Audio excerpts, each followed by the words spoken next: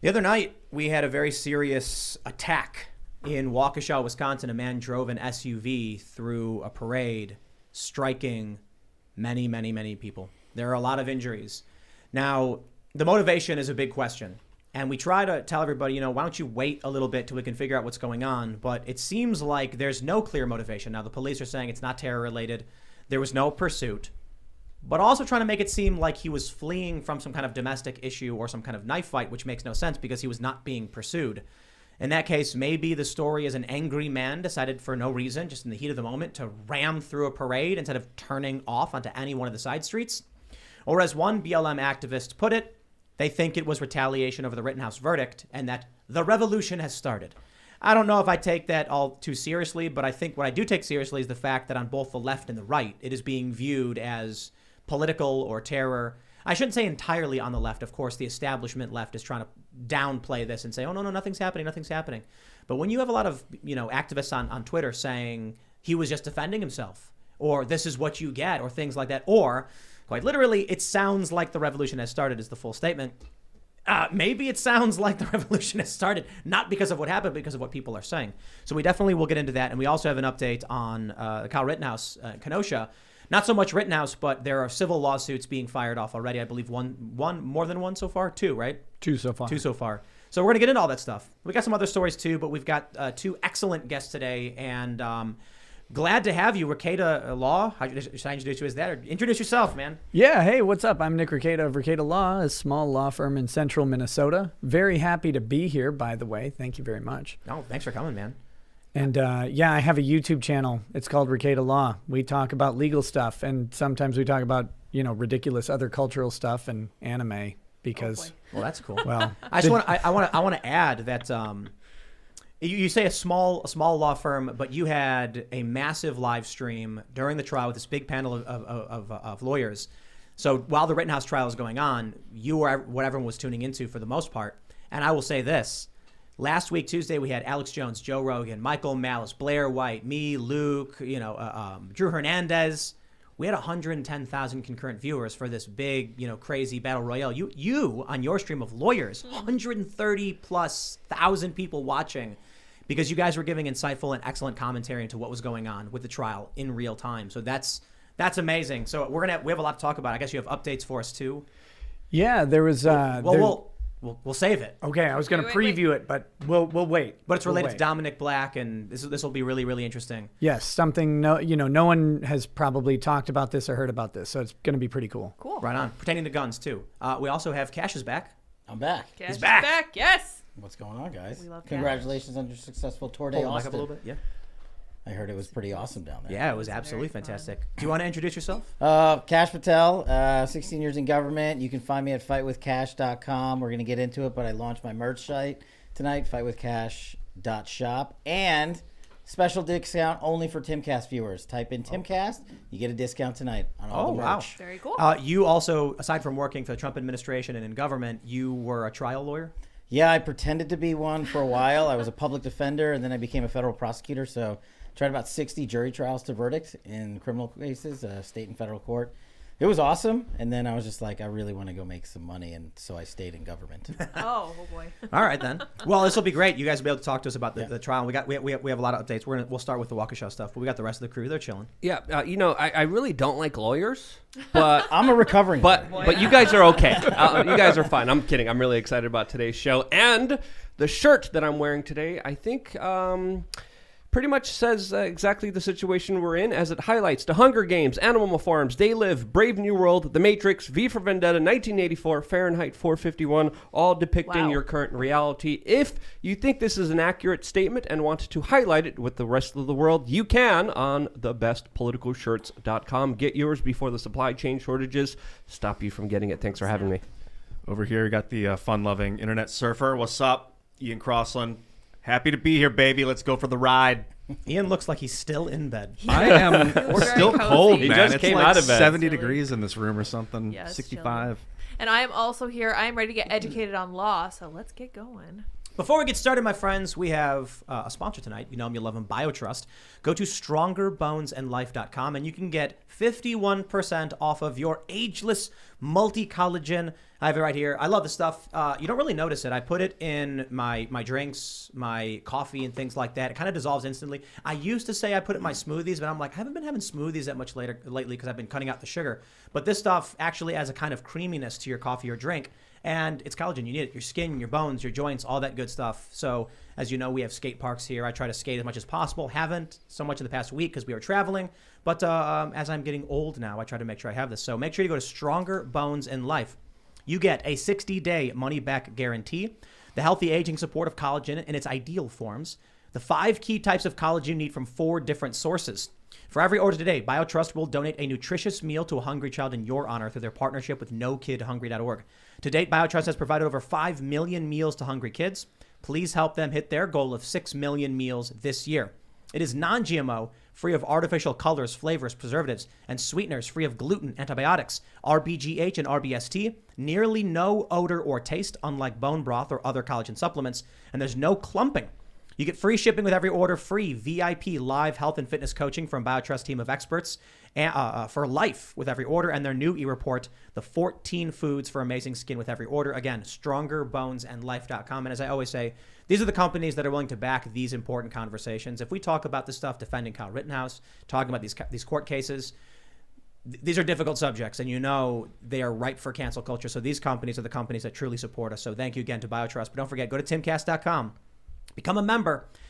You will get access to the members only segment. We'll have one up tonight at around 11 or so p.m. But I want to point out we have the Green Room episode. This is behind the scenes as we prepare for our show with Alex Jones and Ben Stewart. So you might want to see this. Alex wasn't on the show. He just randomly comes into our trailer. So that's a members only segment you can check out. But don't forget to like this video, subscribe to this channel, share this show right now. Smash the share button. Take that URL, post it wherever you can. Help us out. It is the most important thing you can do. Luke, you look he has a history of doing that. He woke me up in my trailer last year. I think that's also on your sponsor lounge as well. It is actually one of the oldest first sponsor member videos we have is Alex Jones storming into Luke's camper while he's sleeping and waking him up. That's the amazing content you get as a member. First time seeing him in 10 years after fighting, and I'm like, what? Surprise. In the Alex world? is standing over you in your bed while you're like vulnerable. So this and is I'm how it napping. ends. This is how it ends. Alex finally come for me. But sharing helps. It really does. So how about you smash that like button? Let's jump into this first story we have from the Washington Examiner. Check this out. As most of you know, I want to be careful. It's a very serious subject. I mean, it is horrifying watching what happened in Waukesha. If you haven't heard, a man took an SUV and he plowed into people, just running them over. There's several casualties, dozens of injuries. There is a very horrifying video where a little girl is just bouncing, a little toddler bouncing in the street, and the car passes within, maybe a foot or two of this kid. And I'm just thinking the parents must have been crying, seeing what happened and knowing how close their child came. It's just horrifying, and we want to know what the motive is. We don't necessarily know. Everybody's speculating, and it's hard to say for sure. But this guy has a criminal record involving kids or a child, so that's very serious. But he's also a Black Lives Matter supporter. He supported black nationalism. He's been critical of Trump. And there's been a lot of speculation. So here's the story from the Examiner. Black Lives Matter activist wonders whether Waukesha attack was linked to Rittenhouse verdict. Sounds possible the revolution has started. Now, I'll call out the Examiner a little bit here. His exact quote is a little bit different from sounds possible, and then they stop, then quote, revolution has started. He says, I believe his exact quote is, but it sounds possible that the revolution, okay, to be fair, they're only taking out a couple words. Yeah. He says, but it sounds possible that the revolution has started in Wisconsin. It started with this Christmas parade. This is a guy named Vaughn L. Mays. Now, I don't think it's fair to say this guy is calling for it, agreeing with it, or otherwise, but I think it's important to note that this guy, not like he's a powerful influencer, that's his frame of mind. That he sees this, and his immediate reaction was retaliation over the Rittenhouse verdict. Many people on the right have pointed out the same thing. It is 2 days, not even 2 days, not even two full days from the Rittenhouse verdict, when already tons of leftists were saying, I'll be careful about how I phrase it, but threatening death on many people, not just Kyle. You have people going on Twitter saying retaliation, revenge, something like this happens from a guy who's been promoting this stuff on his social media. That's what it seems like. Now, I want to stress the police have said they do not believe it's terror at this point. They're saying he was not being pursued. He was fleeing some crime, which I think makes no sense. We have this from Andy No. He supported BLM causes, George Floyd, black nationalism. And he has a post about how to run away, about running people over on the street and getting away with it. So, that being said, the big takeaway is not what his true motive was. And I say this often when it comes to this stuff. It's how people react. If the left and the right are both reacting that this is political, it becomes political. Yeah, I think not just how they react. I agree with you on that. How people react, it becomes political. It gives us a pulse check on the country and where we are. We've been hearing this sort of rhetoric kind of bubbling beneath the surface in, internet forums and stuff over the past couple of years, but it's becoming more and more of a mainstream idea. Oh, sorry, I'll get on the mic. But the other aspect of this is the media's culpability. Because the media has been misrepresenting the Kyle Rittenhouse case for the past year. And they've been misrepresenting the case after the verdict, after the facts have come out, over and over again. If you watched our show, we had the entire trial streaming and you could see the actual facts coming out in real time from the witnesses who were there. The media has completely whitewashed over those facts being put out there. The only place that's done anything to even mildly walk it back is CNN saying, oh, we now found out that the gun didn't cross state lines. That clip was amazing. I don't know if you guys have seen it, but they're like, we've learned some things in the trial, and then they just rattle off this huge list of everything they glossed over and got wrong that we've all known since the beginning.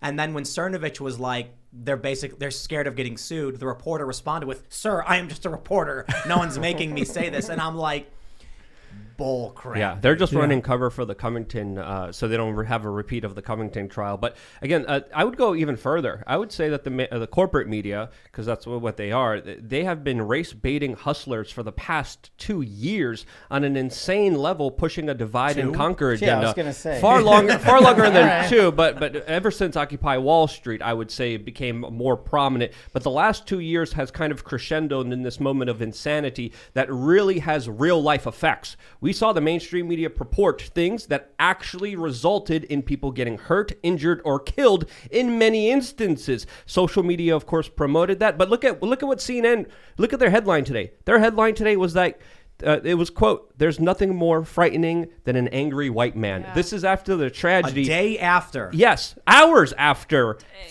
5 people died, 48 people were injured, and this kind of thinking, it's not just an exception to the rule, it is the rule for the corporate media. This guy, he's speaking because he probably watches a lot of corporate media. There was another Illinois Democrat that almost said the same exact thing, Mary Lamansky, who said that this was karma and that this was an act of self-defense because Kyle Rittenhouse was acquitted. So these are mainline white women Karens even talking about the same points as this BLM guy that you just played that just released that video. Now how the police going to come out and say, yeah, the guy's political. Yeah, all these political people are celebrating it, but it's not terror. Well, look, he's not wearing a turban. I mean, to be fair. Yeah. Is it? But the left would immediately be like, that's not terror. I like the subjects of today's conversation. 1, karma. I'm like the resident Indian, so I'm definitely be able to talk about that. Yes. 2, we're talking about defamation, and we're going full turban. So I'm ready to go. Awesome. But no, I don't know if you know this, but that's why I started fightwithcash.com. It's I'm suing New York Times, Politico, and CNN for $150 million for defamation because of my work during Russiagate and the Trump administration. They've literally defamed me across the board. And then when I left government earlier this year, people were like, I want to sue for defamation. I don't know how to do that. So literally the entire legal trust is, I don't make a dime. We cut checks to lawyers who are willing to take on defamation cases across the country. And that's what we're doing. And I'm glad you guys are fighting the fight. And if you need help, let us know. I got good news for you. I think at this point you could just be a defamation lawyer and probably be rich for the rest of your life. Just you'd never run out of work. It's not hard work. I mean, normally I remember going back a few years and it's like defamation and stuff. And it's like, well, how do you prove damages and how do you prove this and how do you prove that?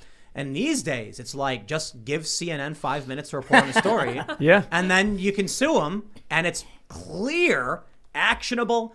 It's easy to prove that they were wrong. Yeah. They knew they were wrong and you just make some money.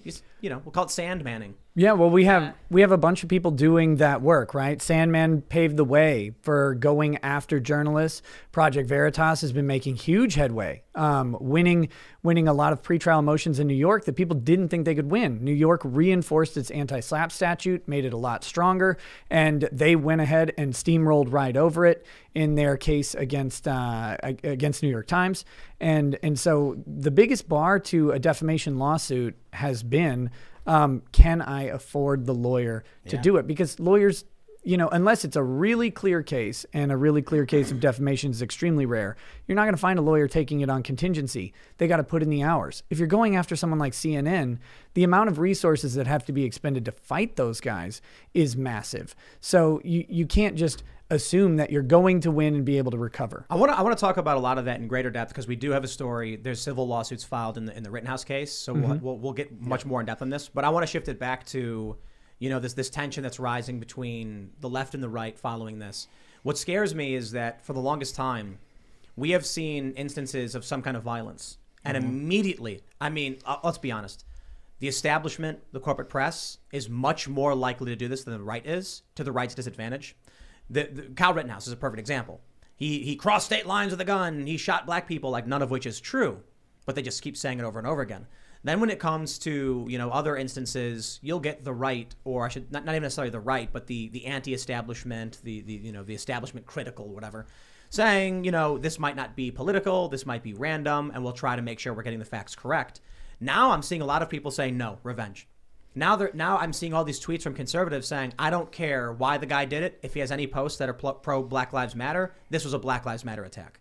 If we escalate to that point, and I think the establishment's driving it, this is going to contribute to more chaos, more clashes, and it actually will invoke more attacks and just make everything worse. Yeah, there's a lot of details here that we should talk about, but we should talk about it in an honest perspective, because there are some people arguing that he was deliberately turning into people when he was driving. He wasn't being chased. He called for political violence on white people before. He did refer to white people as, quote, the enemy. He was a huge Colin Kaepernick fan. There's a lot of... That last one, that's it. Yeah. That's the most offensive thing I've heard. Is it all Colin Kaepernick's fault? Of course not. Now, but some of these details do matter, and they do deserve to be talked about in an honest, real way, where it's not just pointing at people. But he was an extreme criminal. He had an extensive criminal past. He was just released 2 days ago on a $1,000 bond, which the Milwaukee County DA was bragging about his bail reform. Now, of course, he just came out publicly and he admitted what he did was a mistake, bailing him out. His record is huge. Why was this man walking the streets with such a crazy, extensive record?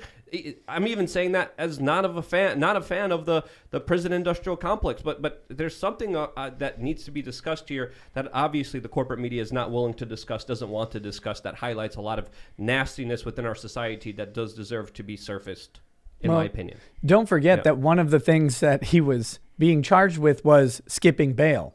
So he actually has a record of not honoring the bail agreements that he has. And so for them to go ahead and then grant a reduced bail to an absurd amount, a $1,000 bail, to put it in perspective, in my tiny town, my town is, or the big town near me is about 20,000 people.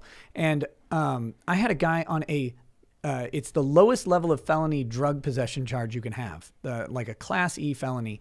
And the bail for this was possession of a little bit of THC, was $20,000. Wow. And so this guy... he just had a little bit of THC and they're trying to lock him up in prison? He actually didn't have any THC, which was even better. But Nice. Yeah, that was the justification was it was CBD oil. And they said, there's probably THC in it. Wow. It was embarrassing. But the bail on that was $20,000. This guy gets a $1,000 bail. He's got a rap sheet that is significant with felonies on it. There's 25 mugshots of him in multiple states. That's all I have to say. Yes. But $20,000 bail, that means $2,000 down, right? That means $2,000 in Minnesota. In Wisconsin, they have $2,000 down. But if you go ahead and honor the bail agreement, you don't get any back.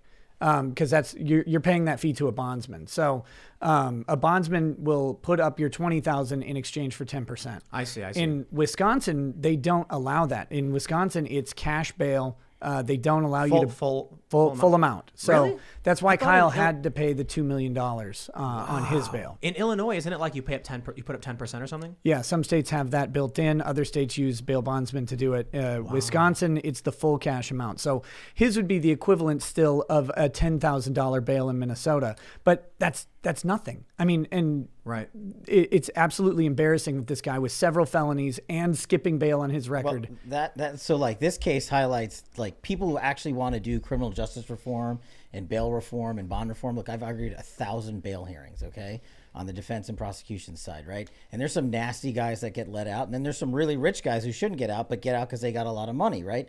And this kind of conversation we're having actually goes back to that, which is where the conversation should be. But when CNN and everybody else jumps in and starts talking about race and hurling fake news and making up facts that don't exist, then we overlook the biggest problem. Yeah, I don't think there's like a normal human being on planet Earth that thinks this guy should have been out on bail. 21 years as a convicted felon, running around town, skipping bail, convicted of serious aggravated felonies. And oh, by the way, what was he on bail for previously? Punching the mother of his child and running her over twice, allegedly. Yep. Right? So, okay, is that not a violent crime?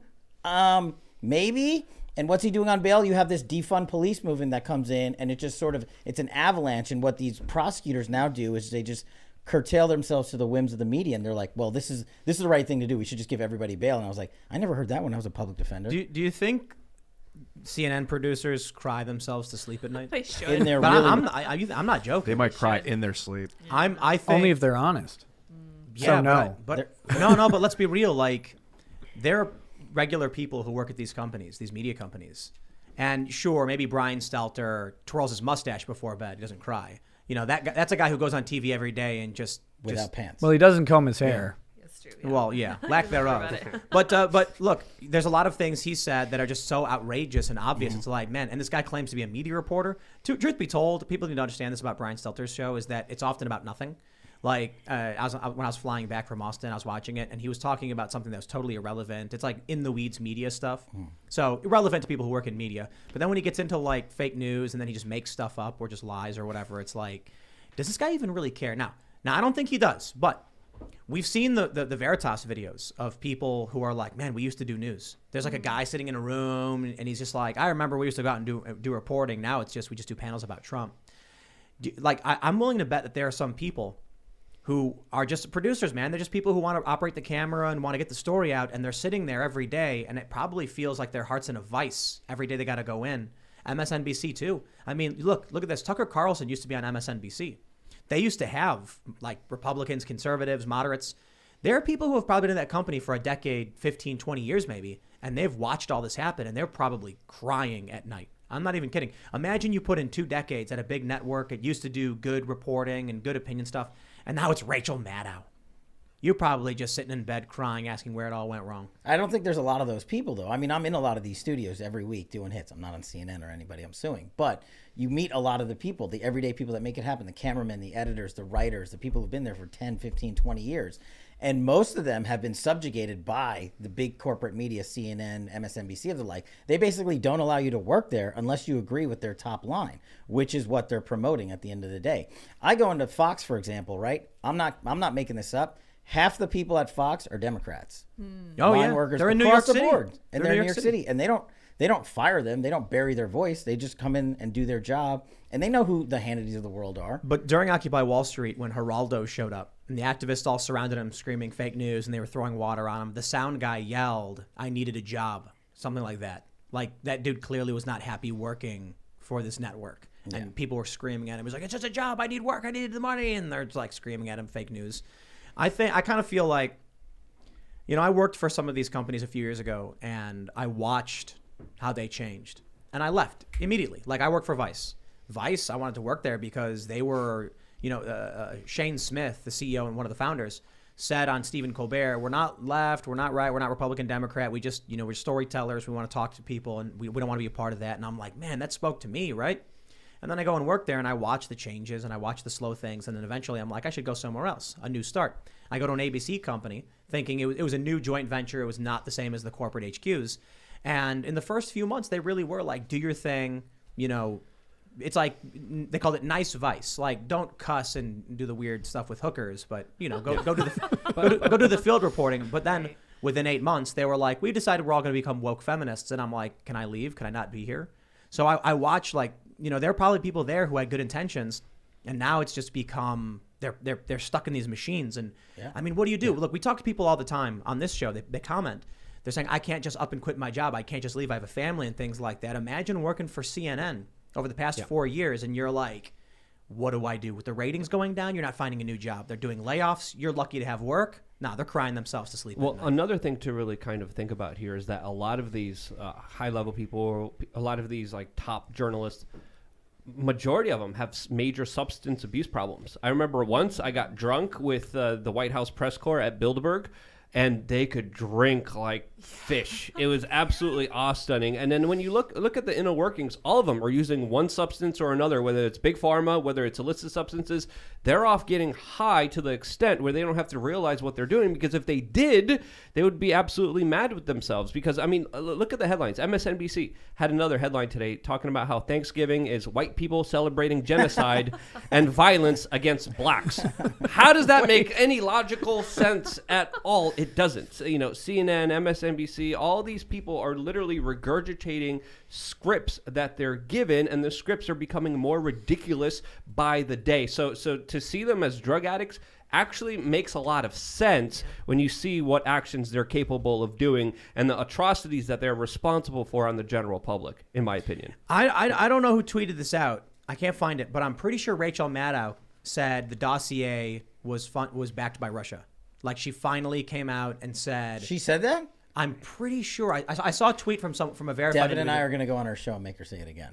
Make her say it again. Yes. So maybe I'm wrong. I want to be clear. I haven't pulled it up or anything, but I was scrolling through Twitter, and someone posted a quote, and it's like Rachel Maddow saying much of the dossier, blah blah blah, was created, sourced by Christopher Steele or whatever, but it was actually coming from Russian sources or something like that. Yeah. I mean, so yeah, as the guy who ran the Russiagate investigation, this one always, rings true with me. We knew 5 years ago that the DNC and Hillary Clinton campaign paid for it, screwed up the FBI, perpetuated the biggest fraud. But for 5 years, this is everything we're talking about today in in less than 30 seconds. The media just ran with it. They just ran with the false narrative. Even though we had the information, we produced it to the American public, they didn't want to review it. It's not that Rachel Maddow didn't have access to some of the facts. Right. She had access to Adam Schiff, the biggest, clown in America. But they didn't want to put out the facts. What was it the New York Times said about Veritas? That their reputation is so bad, we can't possibly harm it. But so basically what they're saying is, let's break down what they said in that regard. I could be wrong about that because I don't have the documents in front of me. I'm pretty sure New York Times said they're indefamable or something. Right. Yeah, so libel proof. Right. What the media, what New York Times is basically saying there is, because we're a gang and we can all beat you up at the same time, you can't blame me for swinging the crowbar because 10 people were already swinging it.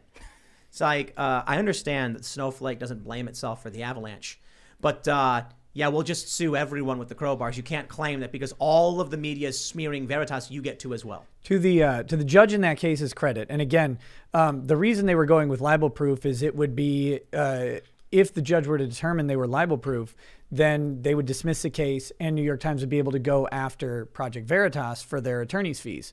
To the judge's credit, he basically said exactly what you did. Yeah. They're only libel proof because you're citing each other. All of these news publications are just citing other news publications, all saying the same thing with the same kind of basic source behind it, that you guys don't like them. That doesn't make someone libel proof. If a whole bunch of people gang up on someone and say the same thing, that doesn't make you libel proof if the underlying thing isn't true. So they got lucky with the judge in that case. Occasionally, you get a judge who will actually go through, apply the law and apply some logic and reason with the law, and this guy seems to have been doing it. So yeah, they are lucky. There were some updates in the Veritas stuff. I think a court ordered the New York Times to stop publishing their privileged communications, and the New York Times said no. And then I think the judge responded with, "Excuse me," like. I was this is a really big part of the whole defamation process. What's happening with Veritas and like the defamation as a whole, that the New York Times is being sued by Veritas. They are given access to Veritas's privileged legal communications which basically just interfered entirely with the court's process, with Veritas's process, and they did it with a smile on their faces. I have to imagine when the judge found out, he was probably like, yo, you're spitting on me now. Like, I got to deal with this stuff, and you have access to their... You know what's going to happen if I rule on this? Veritas is going to file so many complaints that I'm going to get overruled on everything. I mean, what are your guys' thoughts on how the judge would react to someone getting their, I mean, I had not heard about the privileged communication thing. Do you know how they got access to it? It is believed the FBI. Oh, okay. So sorry, I did hear about that. About that. My mistake. Yeah. I got to imagine the judge was like fuming. There are very limited circumstances in which a judge can put a prior restraint on speech of a party. And this would be one of those sort of situations. Look, you got access, however you got it, to their privileged attorney-client communications. You should never have seen that. That stuff should be privileged from everybody, including the FBI. And so now, no, you can't go out and start publishing it. It's not press-worthy. It's not newsworthy. You're just trying to gain an advantage over your lawsuit opponent. That's the time that this should happen. If they keep it up, the judge hopefully will resort to sanctions and heavy sanctions. Yeah, I mean, look, judges, the one, whether they were appointed by a Republican, a Democrat, a liberal, whatever, it doesn't matter. The one thing they hate more than anything is getting reversed. It doesn't matter at what level, or state, federal, county, local appeals court. They hate being told I got it wrong. And what this guy's doing is, if I have to rule on this, like you said, Tim, he's going to issue all these rulings, and then they're going to contest them. And he's afraid that they might actually, some crazy appeals court might actually come down and say, actually, legal privilege communications in this instance are okay for whatever Mickey Mouse reason that the media trumpeted. So I think he's playing it pretty good and pretty safe in that he's probably avoiding trying to issue an actual ruling that can be appealed, but he's trying to get the lawyers to get in line with the FBI and to support the privileged communication. Evil. And we saw this with the Rittenhouse case, right? Judge Schrader, he was so hesitant to issue a definitive ruling on anything, even on the evidentiary issues pre-trial. He says, I'm going to hold off on this with a predisposition towards keeping them out.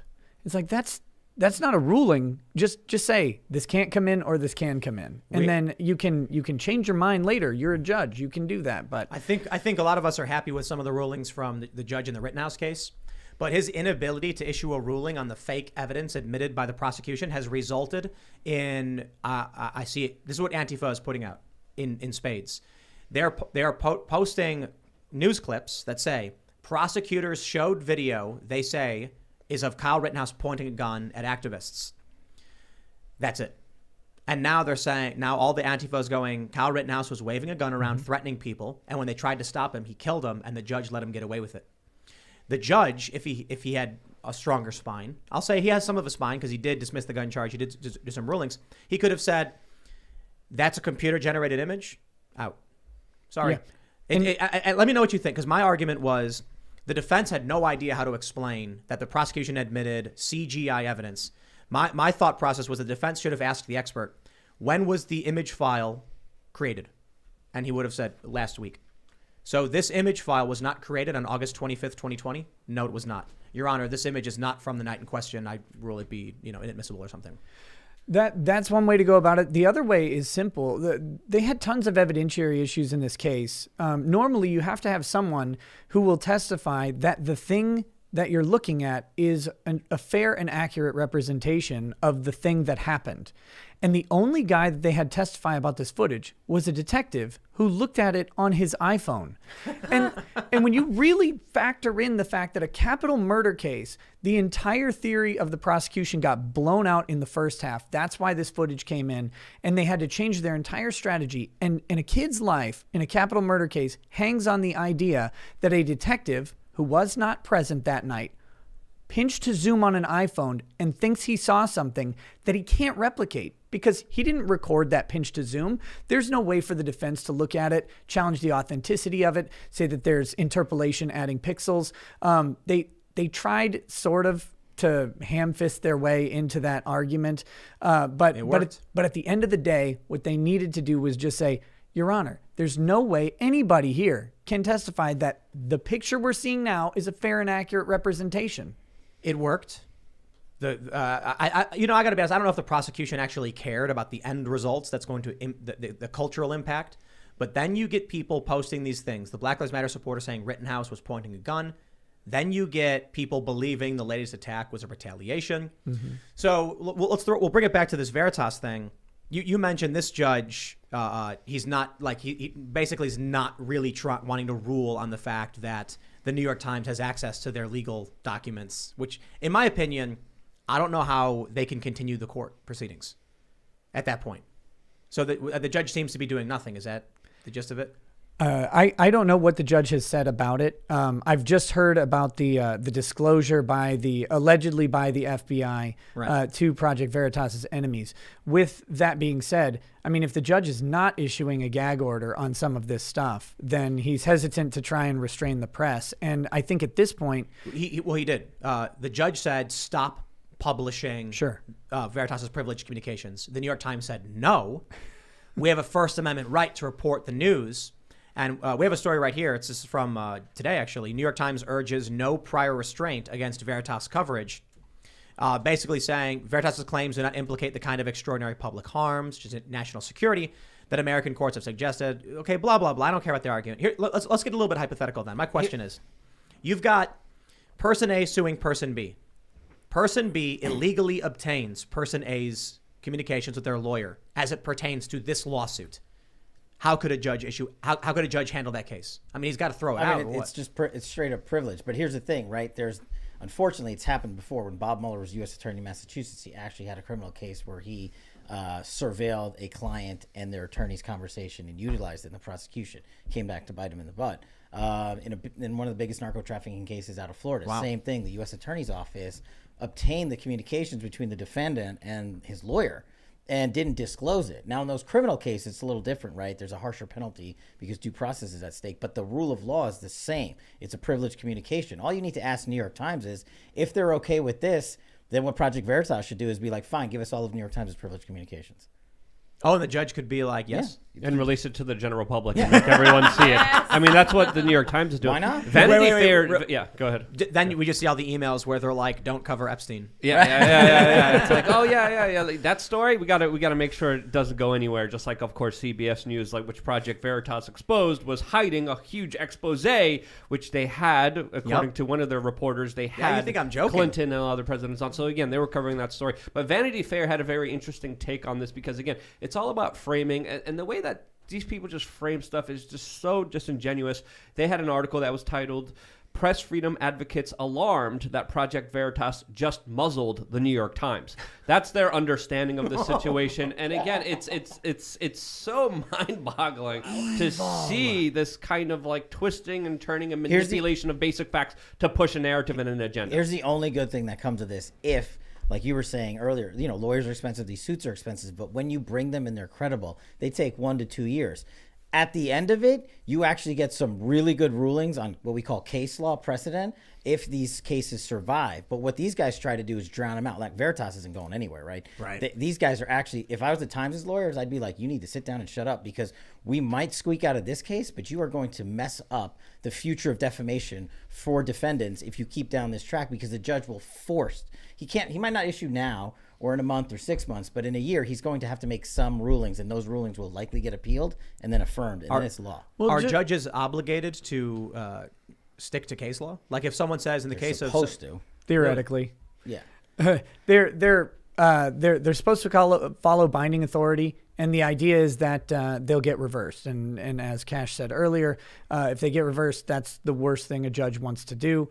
There's not much practical effect for lifetime federal judges, but New York State judges aren't lifetime appointees, and so there could be real effects for them. But imagine just rolling it back. If this stands, if what New York Times is doing stands, what's to stop any news publication who ever gets sued from just illegally obtaining the privileged communications of their opponents and publishing and shaming them? That's why this judge has to go ahead and issue the order. And if New York Times doesn't like it, take it to the Supreme Court.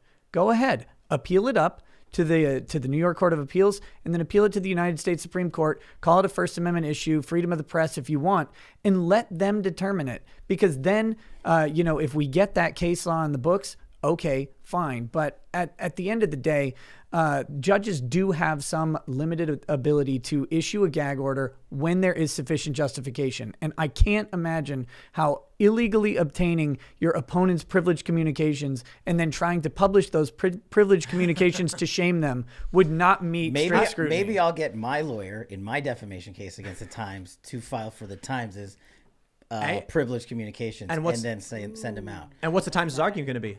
They're going to be like, well, we previously I'm argued going to this cite is okay. this. Right. Yeah, like, here's an article from the New York Times. Yeah. No, I have to imagine that when it comes to losing in court, it's when you directly try to affect the judge's powers and their ability to do their job. So it's like, you go in front of a judge and you're like, this guy kicked my dog. And the other guy is like, I didn't kick his dog. And it's like, here's a video of him kicking my dog. He owes me $100. The judge is like, I am involved in this. I think the evidence stands, and the judge, can issue a ruling or however it goes. What happens when you have someone saying, Your Honor, I'm going to attempt to directly interfere with your ability to rule on this because screw you, I should be allowed to do it. I feel like that's the fastest way to lose. There's just no world that I can imagine being in, and I've appeared in court probably 3,000 times, that if I ever said that to a state court judge or a federal judge, the federal court judge would probably lock me up for contempt of court for being so arrogant. Remember when Krause... he'd just be like, what? Or she? Didn't Krause talk back like several times in the Rittenhouse trial? Which is insane to me. Because Don't get brazen with me. I know. I'm pretty sure I was watching you guys when you guys were like, oh, whoa, like don't talk back to a judge. Are you nuts? Yeah. State court's a little different. I mean, this is the one we talked about, I think, a couple of weeks ago. The reason we get such a wide berth in the Rittenhouse case, state courts allow cameras. No federal court in America allows a camera, which is why you get those cartoon caricatures. So state court almost becomes movie-like. So there's a little more freedom. I mean, you're not supposed to talk back against a judge, period. I never did that. But there's a little more freedom because they also get like a little, I mean, this guy's like one of the most famous judges in America right now.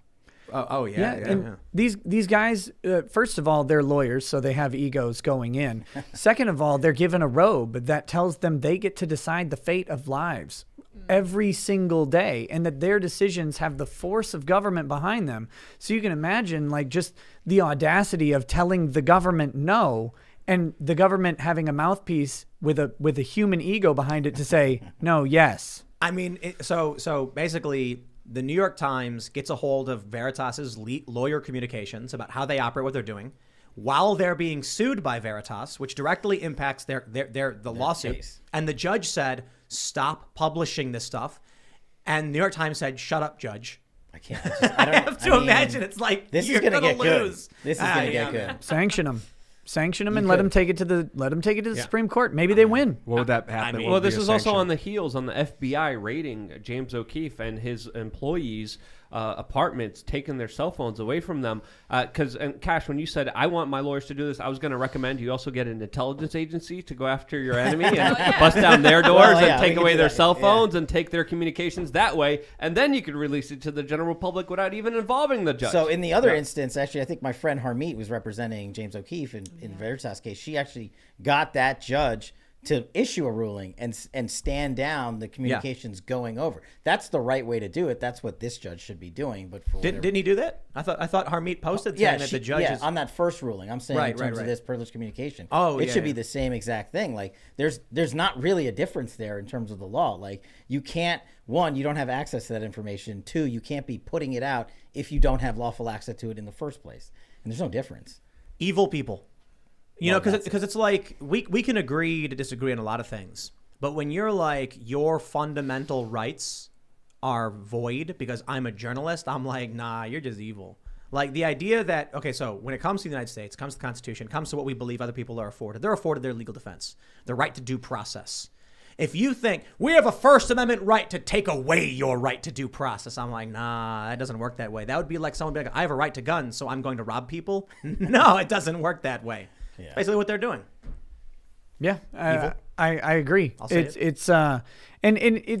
it's the arrogance and I would say the death rattle of a lot of major media companies. We've seen competition growing. I mean, heck, this show is competition for mainstream media. They know it. They know about independent media and how it's been changing the landscape over the past really decade or more. And they're now lashing out, and that's why they hate Veritas, right? Because Veritas is started by a guy who goes out and does the things that media used to do. Yes. And they can't control the narrative. They can't stop someone like Project Veritas. They can give them a roadblock here or there, but they can't do it. And the more independent voices that come out, the more we're going to see this sort of retaliation. Let's talk about this. We got from CBS Denver. Denver attorney files civil action in Kyle Rittenhouse shooting. Now, before I actually read what it's about, I want to stress, I was browsing Reddit earlier, and there's a tweet from a guy, not even a link to the story. They don't even have the decency to actually post the link. They post a screenshot of a tweet, not even a link to the tweet. No decency to even post the tweet link. And the guy says, breaking news, the first civil lawsuits in the Rittenhouse trial have been filed. And all of the comments are saying things like, Kyle Rittenhouse is going to lose this lawsuit because civil lawsuits are easier to win than criminal cases. And it's just a wave of people being like, Kyle's going to lose, Kyle going to lose. And then finally, like, I'm down 100 or so comments. I see one guy say, who's going to tell them they're suing the city and not Kyle Rittenhouse? The lawsuit, no one's, so far, they're not suing Kyle. The big money for anybody who wants to sue is in the city. And you know what? I agree. For the people, so you've got like Jacob Blake's family, they're suing the police. Okay, I don't know about all that. The guy was grabbing a knife and fighting with the cops. That's an uphill battle. Yeah, to say the very least. The legal term. But for the Anthony Huber, they're suing. I'm like, oh yeah, the police should have been out there stopping the riots. Yep. So if they want to sue on that grounds, I mean, by all means. That's a tough one though. Like the cops should have been trying to stop the guy from doing what he was doing. That was the crime. No.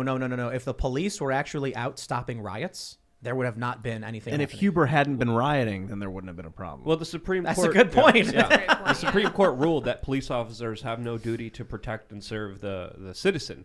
So that's also going to be something that's going to be leveraged here, I think, because again, that's something that was said as a president. I think Ian nailed it. Actually, I mean, probably an uphill battle when they're like, "We're suing you," and it's like, "Well, maybe we should have been protecting you, but you were the one doing what needed to protect people from." Yeah, right now, by nature of being dead, I think Huber has the best lawsuit against the city. Not that that's saying he has a good chance, but Gage, who's alive, went on the stand and admitted that he lied in his civil lawsuits against the city by omitting the fact that he had a gun with him, that he brought that. And that's under oath. He can never walk that statement back. I mean, they're doing their little media apology tour that he started the next day after his testimony. He's showing up on Michael Strahan's show and then going on some other show after that. He was on Good Morning America, his first show that he debuted on, and they were treating him like a celebrity. Did they ask Anderson him when his Cooper. perjury charges come in? Exactly. I was just going to ask. I was going to ask No. you guys: is he going to face any charges? Oh, no. perjury. He's not going to get perjury because it'd be the Kenosha County It's the same Prosecutor's Office. Let me let me tell me, you guys. You're a lawyer. You're a recovering lawyer. Tell me if you think I'm on point here. I think some of this is obvious, but here I'll speculate. Gage Grosskreutz had a second DOI in January of 2021, I believe. It was 6 days before the Rittenhouse trial. It was dismissed on a motion of the prosecution. Gage Grosskreutz had a signed search warrant against him for his cell phone that the prosecutor told the police not to execute. Gage seems like, he had this. He also had this let me slow down. He did have, I believe, it was a $10 million lawsuit. Was it against the city or the police? The city? I believe it was the city. The city.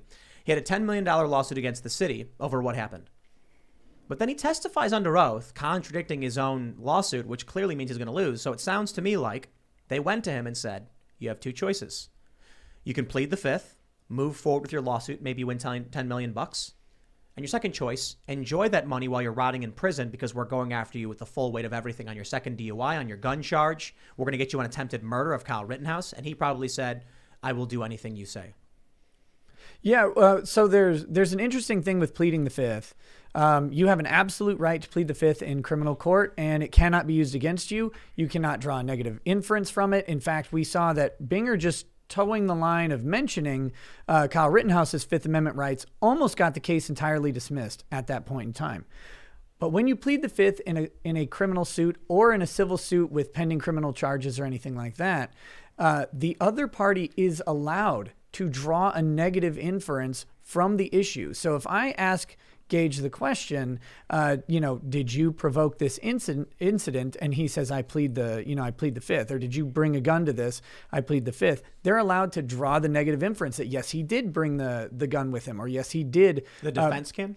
Yeah, the other party of the civil lawsuit could do It's that. not criminal. So right, the criminal lawsuit it has to be ignored here. But when you have parallel suits, you've got this criminal case where he's a complaining witness, so he's basically a party along with the state. And then you have this civil case. If he pleads the fifth in that criminal case, then the civil case, the city gets to use that against him.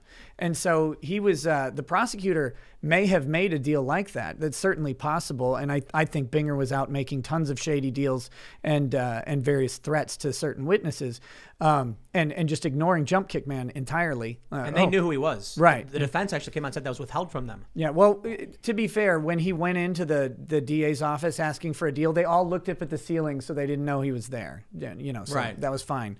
But yeah, in that case, if he were to plead the fifth in his criminal lawsuit, it would basically tank his civil lawsuit because the city gets to do it. But from a prosecutor's perspective, look, I did it too.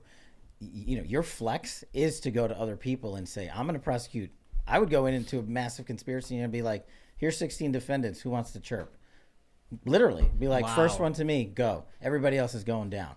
But at that point, I knew I had the evidence. I wasn't bluffing the case, right? I was saying I can use some assistance and I don't need to put 16 people away, because you also know that not everybody is as culpable as the next guy. There's different levels of it, right? So from a prosecution's perspective, not everyone should go down for the same amount of time just because they were involved in the whole thing. So that's where you get some wiggle room. I think this prosecutor is crazy and probably just went in there, didn't have his case together, and was just walking the big walk and trying to say, I'm going to do what I want. I'm going to pound my chest. I'm going to go on TV. I'm going to make the world's greatest case since OJ, except he, I think Krause tampered with all the evidence. I don't know if you saw my Twitter thread about it. It's speculative, to be completely fair, but I think it's speculative only in one key area. What do we know? The drone footage they admitted, which was their special key evidence that showed Kyle, they claimed to be pointing a weapon, which it didn't show, by the way. It was too blurry. It was nonsense. But it came in a weird format, 844. It was 1920 by 844, so it was cropped. Mm-hmm. Someone took footage that appeared on Tucker Carlson, cropped at the top, presumably from Tucker Carlson's show, and removing the Fox graphic. It was then further cropped and compressed, renamed, and sent to the defense. I think you know this stuff. Krause has a cropping software, Format Factory, and compression software, Handbrake, on his laptop. So here's what I was talking to this Antifa guy, and he said, yo, man, that's wildly speculative for you to be claiming that stuff. And I was like, well, hold on. Evidence that was given to the defense was cropped and compressed. The prosecutor who gave the evidence to them that way has cropping software, specifically for cropping, and compression software, which is specifically, it's transcoding, but one was it does cropping and mixing, one does compression. So, look, I'll put it this way. If I see a person on the ground with a stab wound, and then I see a guy holding a bloody knife, okay, I'll admit, it is me speculating to say that guy with the knife stabbed the person on the ground. That's what they call being caught red-handed. But I also think it's fair to say the person with the weapon in question that was used, presumably a same kind of weapon to kill someone, and they're right there. Mm-hmm. I mean, I don't know if you agree with me on that one. Well, the thing making it even worse is whether or not Krause cropped the footage and compressed it. One, it was idiotic of them to use a laptop that had anything other than, we saw it with the defense, right? During the jury deliberations, they said, we have a clean laptop. The only thing on it is VLC and the files that they need to view. That's it. There's nothing else. A sanitized laptop. And what's a laptop that can play video cost? $300. You can go to Target and buy one. So that's not a problem. Why the state had a laptop with that software on it, along with other evidence, is baffling. But the problem with it is that Krause stood up and he said, I don't know anything about compression. I don't know anything about, how you manipulate these video files. And then we see, because of their mistake of having this stuff on this computer, we see it there. And it's like, look, I know about compression. I know about cropping video. I don't have Handbrake. Like, so someone who has it, you're like, okay, why do you have this if you don't know anything about it? And the state shouldn't be manipulating and cropping evidence anyway. They send it off to the crime lab to do that. Right. So it's extra nonsensical. Why can't we? How come we don't have leaders who are willing to actually make a move? And I'm talking about the judge here. Well, that's what I was going to ask. He intimated putting the prosecution on the stand under oath. So this is what the I'd have judge... done on the spot. Most judges don't do that. They can do that. This is what this judge should be doing. The trial's over, right? He can be instituting contempt proceedings on his own. There's no defense and prosecution in that scenario. Every judge has this right. If he thinks, to your point, if he thinks someone lied that appeared before him, that's a contempt proceeding against that person. The NBC News reporter person that was chasing around the jury, right? That, in my opinion, is one of the most egregious things you can do is intimidate a jury. That's an actual crime, but let's set aside the crime. What can the judge do? The judge can haul in that person and NBC News and say, who gave you that instruction to follow the jury? What was your instruction and what were you supposed to do? And if he lies, contempt of court. And the penalty for contempt of court is going to prison, or he can fine you as much money as he wants to. He should be doing that now. He can, how long, contempt, how long can they send you to prison for? Is it jail or is it prison? I think it's up to a year. It's up to a year per count. Yeah. And then you can stack them. And the judge money, just decrees it, right? Right. And the money, there's no real limitation. I mean, you can't go wild, but you can fine a company a lot of money for being held in contempt. That's the power that judges are supposed to wield to keep these people in check, especially when prosecutors lie to their face. But when there's an acquittal, this judge is probably, my guess, just going to be like, I'm not going to do anything anymore. When someone, where are the leaders? But that's it. There is no good judge. When someone gets hit for contempt, if they lie about the same thing over and over, do they get a contempt charge every time they say a lie? You can. It's doable, right? That's what's supposed to happen when prosecutors bury or withhold exculpatory evidence of innocence, or doctor evidence. The only remedy for that is not the state or the federal government bringing a case. It's for the judge to come in and say, I'm going to hold you in contempt. Show me why I shouldn't. And is the judge likely to say, look, Rittenhouse is going home. That's it. I got to work with these guys. Look, I've been there. They're going to be there in my chambers again and again and again. If I start a conflict that can't be resolved, I'm making my job worse. You nailed it. They don't want to deal with the headache. And I've caught prosecutors in massive narco trafficking cases burying evidence of innocence. I waited a year and a half till I got to the first witness in trial and exposed it and got those cases thrown out. My next move was like, hey, judge, you want to issue contempt proceedings? This person lied to you for 18 months and we just proved it, and the case just got tossed. And every time they're like, well, let's talk about it later. I got to work with the U.S. Attorney's Office. I got to work with the defense bar. I don't want to be out there. When I got falsely arrested, I told you the story off air because I've said it on air too many times. But when I got falsely arrested when I was a teenager, I was told by the police the reason long story short, my brother and I got attacked, jumped, and beat up by security guards because of mistaken identity or something to that effect. When we talked to the cops, they said, look, we know that you guys didn't do anything wrong now. Everything's been resolved, but we got to work with these guys. They're a big part of the economy here in the small suburb. We get calls from them all the time. If we get into it with the security guys, it's going to be a nightmare for us. So we're going to let them get away with the attack on you and enjoy. I hope you enjoyed the 8 months of your lives you spent in and out of court and all the money you lost. That's how it works. No accountability. The state is friends with the state and the system. Well, one thing to remember with these judges, and this is a problem with the system, is that they often work in the same, like in my town, effectively offices are in the same building as the prosecutors. And they're when they're not in their offices, they're just in court, and they have these cattle call hearings. And so you're sitting there with the prosecutor, they're coworkers for 5 hours straight as they go through this big stack of files. Defense attorneys, file in and out, and some of them get friendly. But the other issue that the judge can always fall back on is, in this case, Kyle would have been prejudiced if he was found guilty, right? But he wasn't prejudiced because the jury came to the right conclusion. So since there's no harm, it really doesn't look good to do it, to go back and revisit this issue. And that's why I was on the same page with you. Once he said, well, why don't we could put you guys on the stand under oath and get an expert in here. I'm like, yeah, do it, judge. Dismiss the jury. Take 10 minutes. Dismiss the jury for the day, for a week, whatever you need, however long you need to get an expert. Let's put these prosecutors on the stand. Let's get them under oath talking about how they emailed it to their personal Gmail account from their .gov account and then sent it when everything else was sent by Dropbox. Let's find explanations. 30 seconds on that laptop, and I can tell you if he did it or not. 30 seconds. You pull up the log files, and you can see what they did.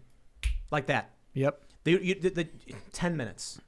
10 minutes to put him on the stand. Jerry can wait, have a bag of Doritos while they're waiting. A little, give him some pop, give him some Pepsi. Now, the other person that can do something with that is Kyle. Yep. Right. Putting aside the defamation stuff for one instance, because it's basically that case I would take, if I were advising him, I would take that to federal court for a violation of his civil rights. Right. That's what happens when you have prosecutorial misconduct at the state or federal level. Your best bet is this whole thing that you see in the movies, like, I'm going to sue you for malicious prosecution. That doesn't really exist. It's like really hard to made up, prove. Yeah, like one in a bazillion. But what you can do, I mean, suing for a violation of your civil rights is also very difficult, but it's very real in this case. This kid was charged with capital murder, and the prosecution doctored his evidence. That's pretty damn good. Now, what you'll have to prove in federal court is, hey man, you won your trial. Well, okay, my life's now screwed up because of this, because I was labeled a domestic terrorist falsely, a terrorist falsely, a racist falsely, member of the cake, whatever. He's got a good list to make that case. Well, and he's got a bunch of news organizations dutifully reporting that he raised his gun and provoked the attack, and that the ruling is unjust because of that. So the news can kind of feed this in, and if he's got civil attorneys, or if he's got prospective civil attorneys who are thinking about things like this, hopefully they'll be capturing those things. And it's not going to go against the news companies, but it's going to say, this is the result of the state infringing on my client's civil rights. Wow. And here's the damage that was done, because now it's all over the major media that he provoked an attack that he never did. Yeah. And real quick, sorry, Luke, you can quantify damages from a media sense in terms of PR rectification, or whatever the right word would be. Basically, if they dedicate 1 minute in defaming you, and you need to then pay 1 minute to counter that lie, it's very expensive. Yeah. Mm-hmm. If you guys were Kyle's lawyers, what would be your first step? Who would you go after first in this entire matter? The prosecutors, the media, the state. How would you navigate that field? Man. Well, whatever he's going to do is going to be tough. Yeah. At the end of the day, he won.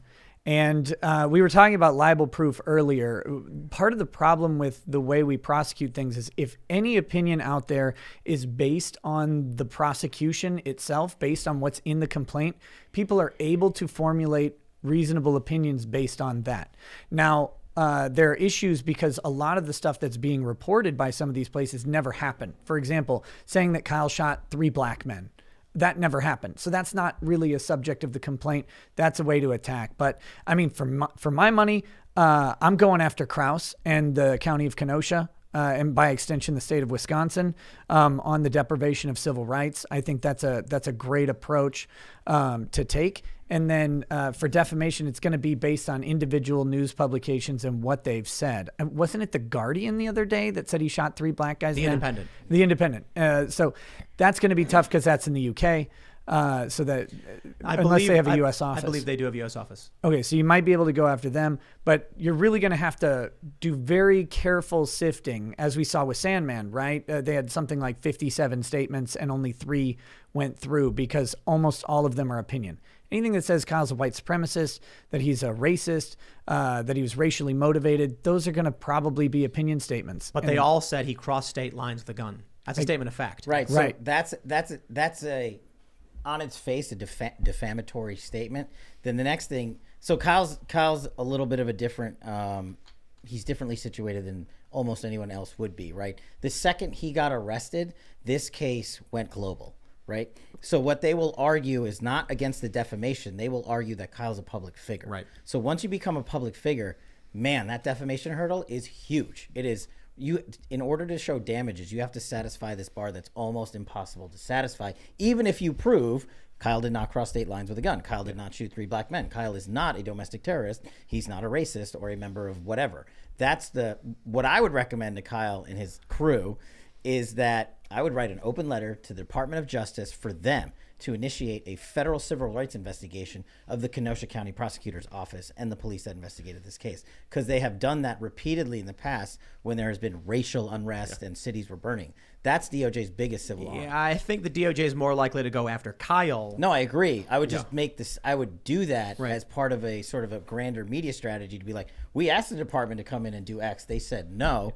Now I have my rights under defamation and this and that and what other options he's choosing. Do you guys think the Tucker Carlson documentary complicates this because it kind of paints him as a public figure? Always. Look, whenever you're making statement, like you never hear me talking about my defamation cases except to say the pleadings are public, the instance is there, they lied about this meeting. That's all I say. If you give an interview on that, these lawyers are going to go in there and just tear you apart and use that in pleadings. Yeah, because Tucker Carlson was filming a documentary on Kyle during the entire court proceeding. So, which I agree with Kyle's defense lawyer. Yeah. I would have been like, Yeah. no way. No, like, thank you're you. out. You cannot be here. But it's Kyle's choice at the end of the day. Yeah, if it's Kyle's choice at the Right, end of the right. day. It might be someone else's choice. We don't really know. But I'm really glad you mentioned the media, the grander media strategy, because we're talking about how hard these cases are to win. That doesn't mean that a defamation case can't be valuable. Yes. Whether you win or not, Kyle's got this big dilemma. He's 18 years old and he's facing a life where his name will forever be tainted by what happened to him.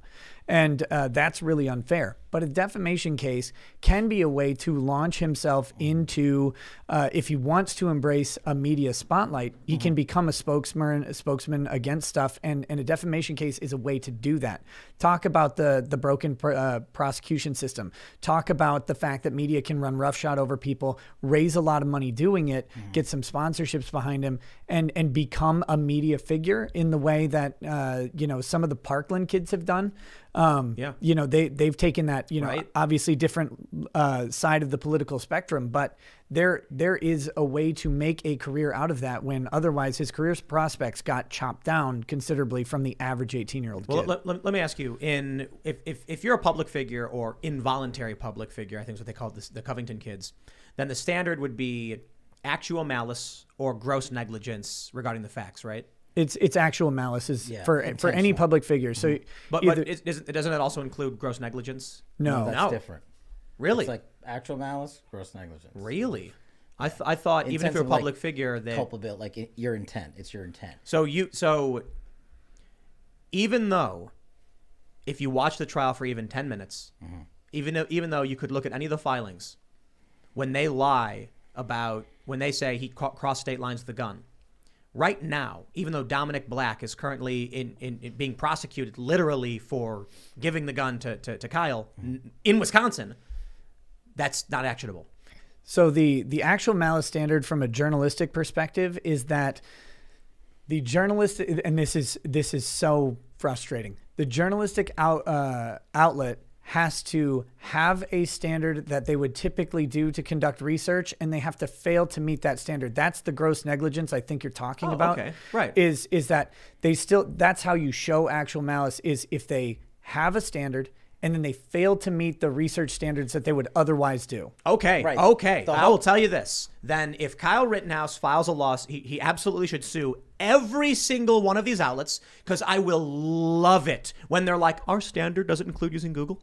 We don't take 10 seconds to Google search any of these things. We just say them because we made them up. But here's the kicker. I'll be happy. This is part of the reason I'm out there like raising all this money for people's defamations lawsuits. It's not just, yes, there's insane amount of value in bringing cases that have some merit. Right. But like you said, the biggest obstacle is money. So we'll take care of that. A fight with cash. We'll pay for your lawyers and we'll review your case for free. But the other kicker in bringing defamation suits, if you bring them in the right state courts, it's that they have to divulge, once you get past this like mid-trial phase called summary judgment, the defense has to disclose their sources to this plaintiff. Really? Why is that important? Because because what the judges decided is, well, this case has enough fact issue to go to a jury. I, the judge, am out of ruling on that. Now here we go, discovery. And oh, by the way, you don't want to settle? You, the defense, like in Virginia state law, which is where all my cases are being brought, they have to, once we get past summary judgment, tell me who is the sources of your stories. And if they fail to do that, it's a default judgment. What if they lie or Well, only give you a few? I guess they could. That's Yeah. always possible. But I think that's why it's also worth bringing. So if they say we will not reveal our sources, it's a default judgment? You win. Wow. That's why Devin Nunes brings a lot of cases in Virginia, right? Yeah, so Devin and I, dear friend, my former boss, he actually had a huge win in federal court, in the appellate court about a month ago. And we just bring cases to clear our names. Devin's a little different. He's like the public figure of public figures after Right. Russiagate. But he's doing it for the reasons we're talking about. Yes, he was defamed. Yes, they attacked his 90-year-old grandmother, right? And he realizes the bar is very high. But what happens is we're trying to correct the media. And the way you do that is you issue a monetary judgment against them. The other way you do that is you take them to federal court, get past summary judgment, and get their sources and tell the world. Yeah, that hurts. That's one of the strategy. When someone lies against you, you have two options: money or the truth, or both. I mean, hopefully you get both. Yeah. But a lot of people will lose a defamation suit, but they'll lose the judgment. But people will get the option of seeing, oh, there's another side of this story. And those stories will consequently get a lot of media coverage because the initial story got a lot of media coverage. And that can have a ton of value in itself to rehabilitate, to at least tell, hey, at least the people who don't hate me, you know what? I didn't do any of this stuff that they're saying. They're lying about me. They're lying about me. And that can have a lot of value too. The problem right now is if CNN came out and said, Rekieta hates chocolate ice cream. It's whatever. true. And no, but let's say it's not true. Let's say it's not true. Well, anybody who likes CNN, well, maybe you're not a good example. Let's say Trump. Let's say CNN comes out and says Trump hates chocolate ice cream according to those familiar with his thinking, as they, that ridiculous line they like to use. So, anybody who likes Trump is going to say they're lying. And then Trump will be like, it's not true. I love chocolate ice cream. And then anybody who hates Trump is going to believe CNN. Right. So it's like there's almost no point even bothering except for monetary damages. It depends. It depends on the polarization of the figure. I mean, Trump is an extremely polarized figure, more than probably anyone else on earth, right? But for Devin Nunes, for someone who's maybe 75% of the way to Trump's level of polarization, I think there's value there. I really do. With Kyle, I guess Kyle's too polarizing. Kyle Rittenhouse. I don't think so personally. I'm His with personality is kind of unknown. It's more about the media's portrayal of him at the moment. They're calling for his death. He just came out and said he supports Black Lives Matter. Yeah. Right? He also said he's sick of the left and right using his case in order to push their political agenda.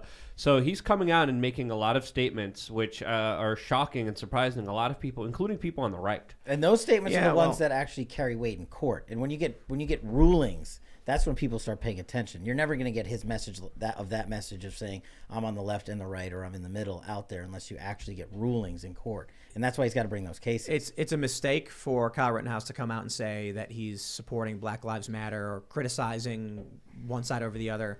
Probably should just avoid the polarization subject I agree with you. altogether. Yep. Totally. But I'll put it this way. One of the problems I see with, I guess we'd call it the right, wasn't one of the jurors, this was going around, when asked in jury selection, he said he wouldn't be a good juror. He wouldn't be fair because he's pro 2A and he supports gun rights. That was a big thing, right?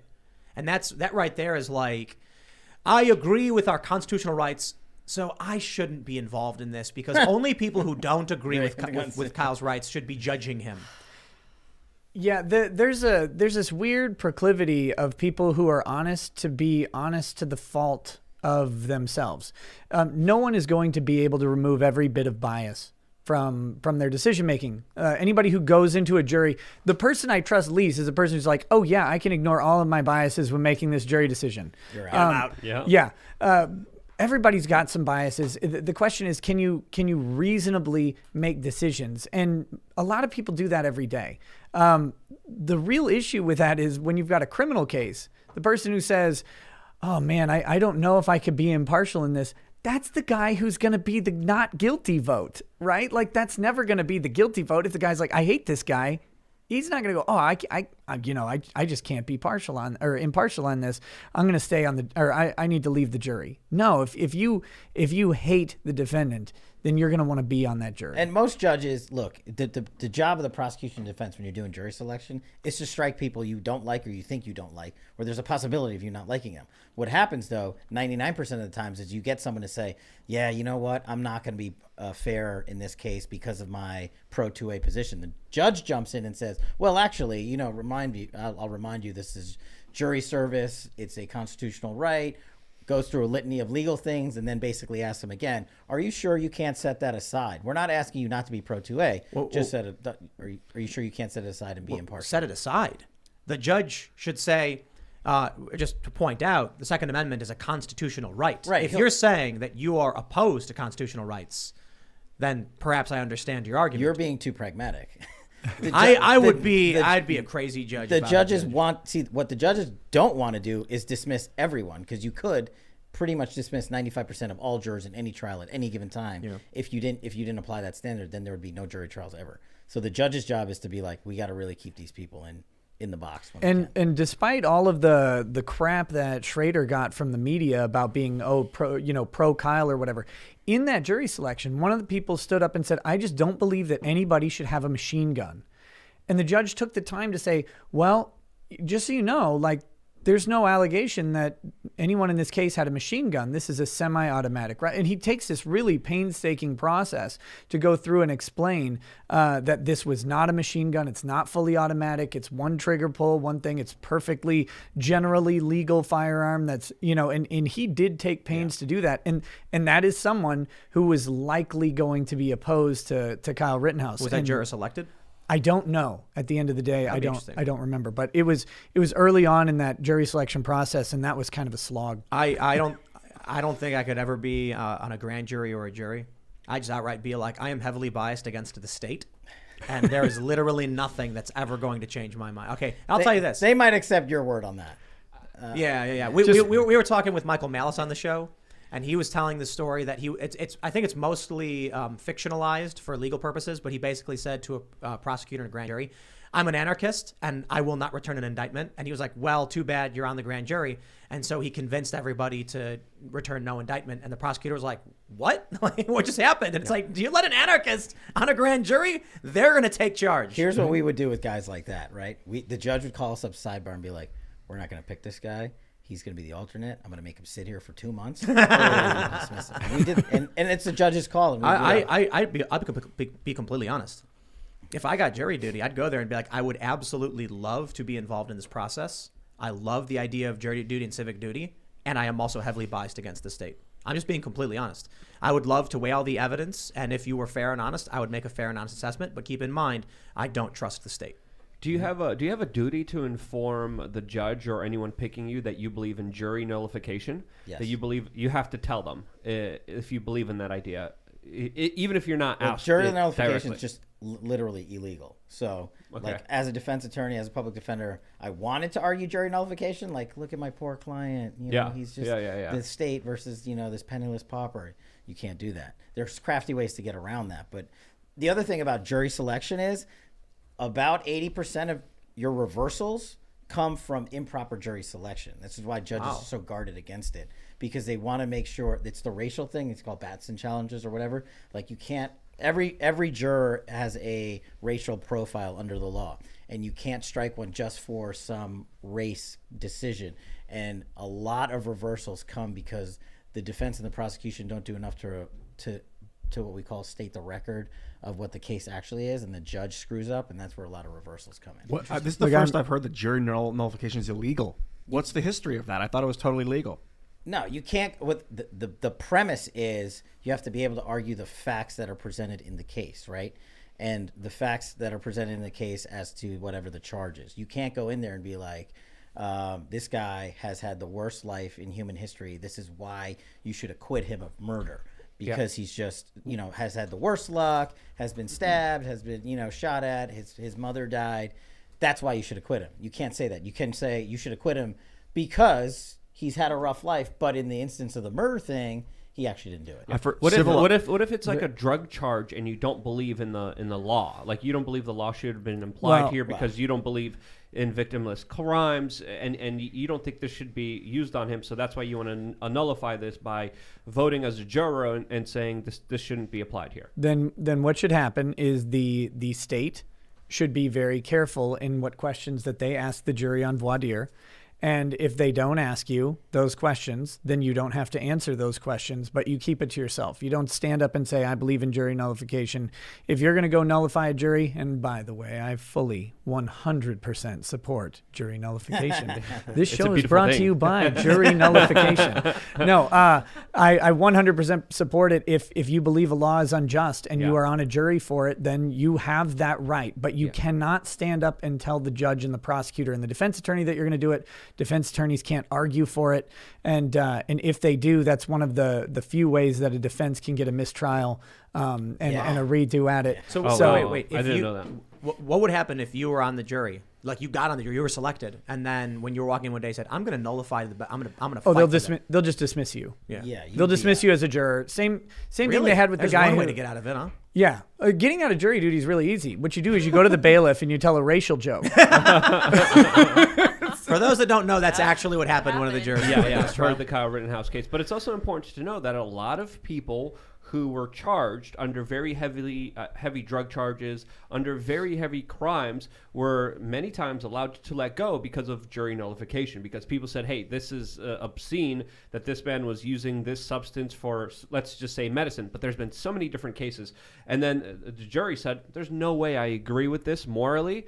I'm going to impose jury nullification. I don't know if they announced it or didn't announce it, but I also heard of cases of people being arrested outside of courthouses because they were advocating for jury nullification. I also saw videos about that. So is that what you meant, Kash, by it being illegal? Or No, no, don't get me wrong. It is illegal for a defense attorney to go in there and argue jury nullification. It's unlawful. The defense, yes. You cannot do that. But as a citizen, as a juror, citizen, I could practice jury nullification. Let's live in the real world. Yeah. If you have a jury and they feel look, I would try cases all the time and be like, the way you beat the cops is you put the cops on trial and make the jury feel worse for your client than law enforcement. You're playing to jury nullification by trying to address facts that show that. And juries are going to be hip to that, and they can make that ruling on their own. You just can't openly argue for it. You can pitch it, and of course, juries do that all the time. So you could say something like, you could say, you know, a guy was arrested with CBD, and they're arguing it's an illegal drug, which is completely unfair. Here's the facts.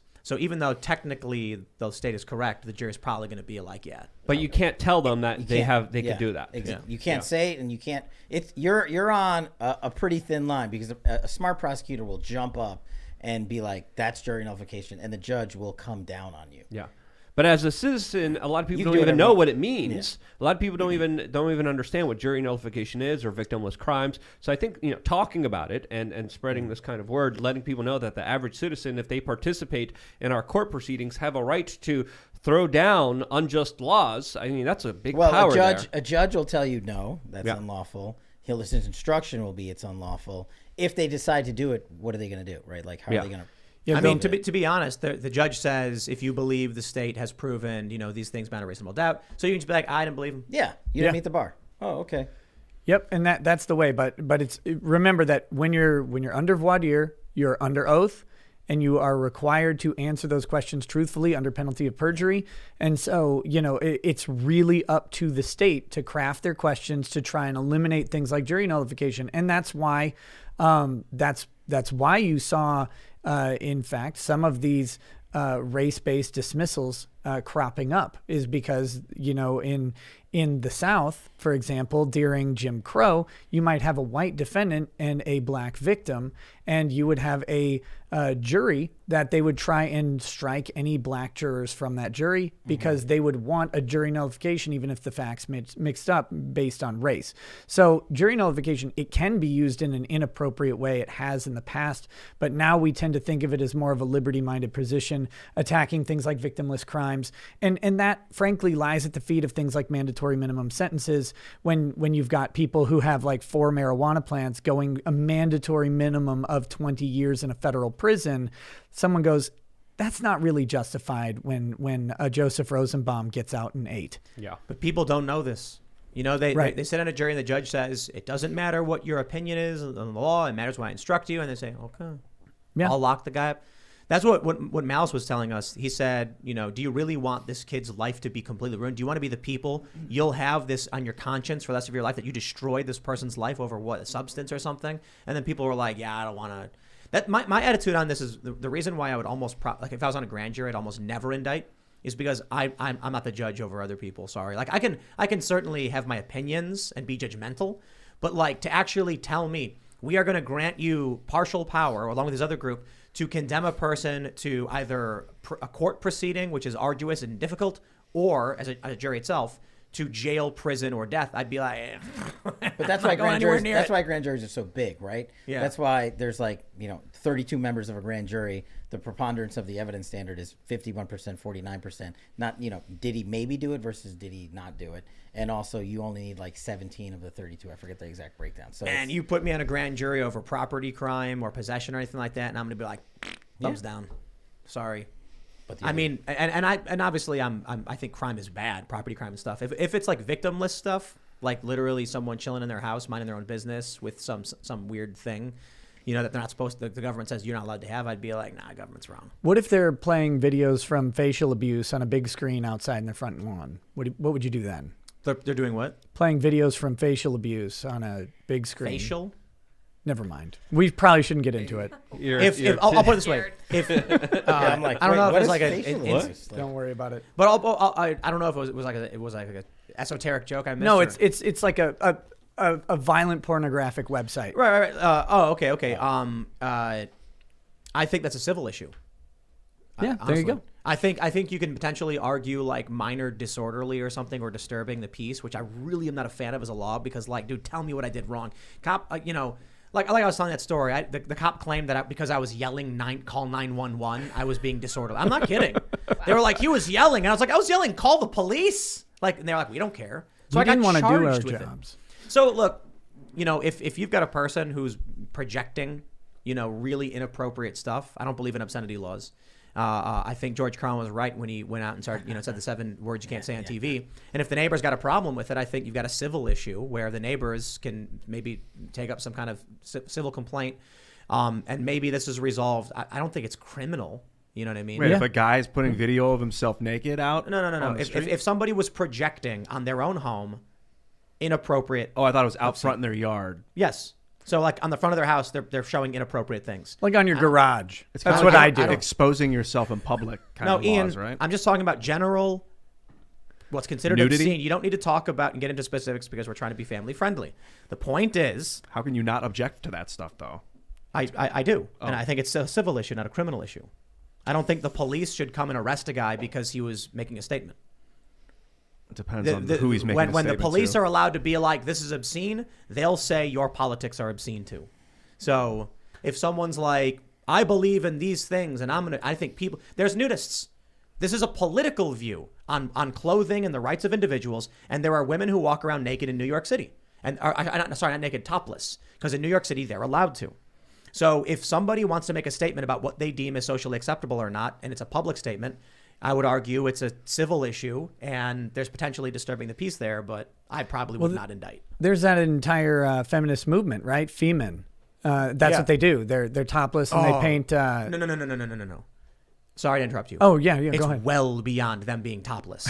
Okay, I haven't checked in on it lately. The stuff, I was in Ukraine and the things I was told about the stuff they do is like hardcore, overt, and I can't say it. Wow. Did you see but have you ever seen my favorite Femen clip is when the one runs at Putin and he gives her the thumbs up right before she gets tackled? I would not indict. I wouldn't indict. Look, My dad's pretty funny. if it involves kids, if someone's doing something, wrong with kids, I'll be like, consenting adults can do what they want to do, man. Right. Leave me out of that business. That's where I get if someone's projecting it on their house and my son is in his room looking out the window at it. I'm like, well, now we got a problem. And it might be criminal. No, you go and you close his window and say, son, don't look outside. Or if he's sitting in the front yard. You come inside. Why would I let him put me out? No, you can't. What do you mean he put you out? If he's going to force me to hide my son indoors and bar the windows. What do you But mean? see, he's gone too far. But that's a civil matter. It's a nuisance It's not a trespass because they're not physically intruding on your property, but we have a whole tort called nuisance, and it's when you interfere with the quiet enjoyment of someone's property. That's a civil tort. So that exists out there. It's for this exact same thing.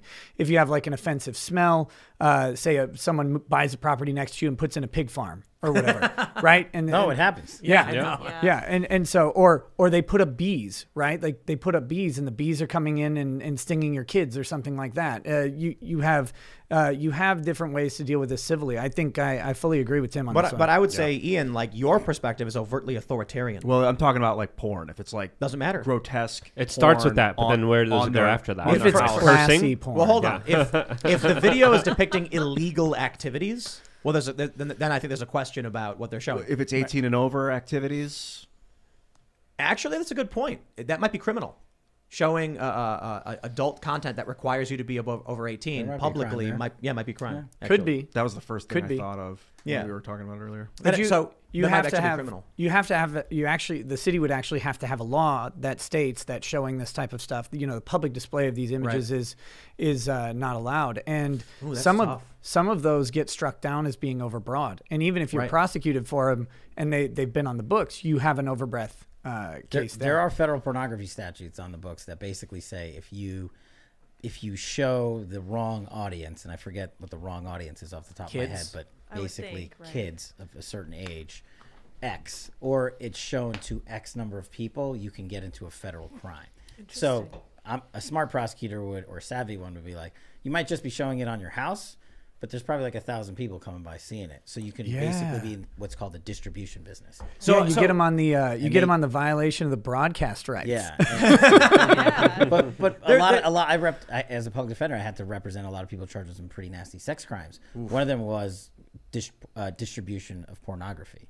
And there's not just like distribution of pornography isn't sending someone Playboys. It can happen in a variety of ways, like live audiences, just giving somebody a memory stick and being like, yo, put this in. A better example would be they were showing if they projected video of a cow slaughtery or something.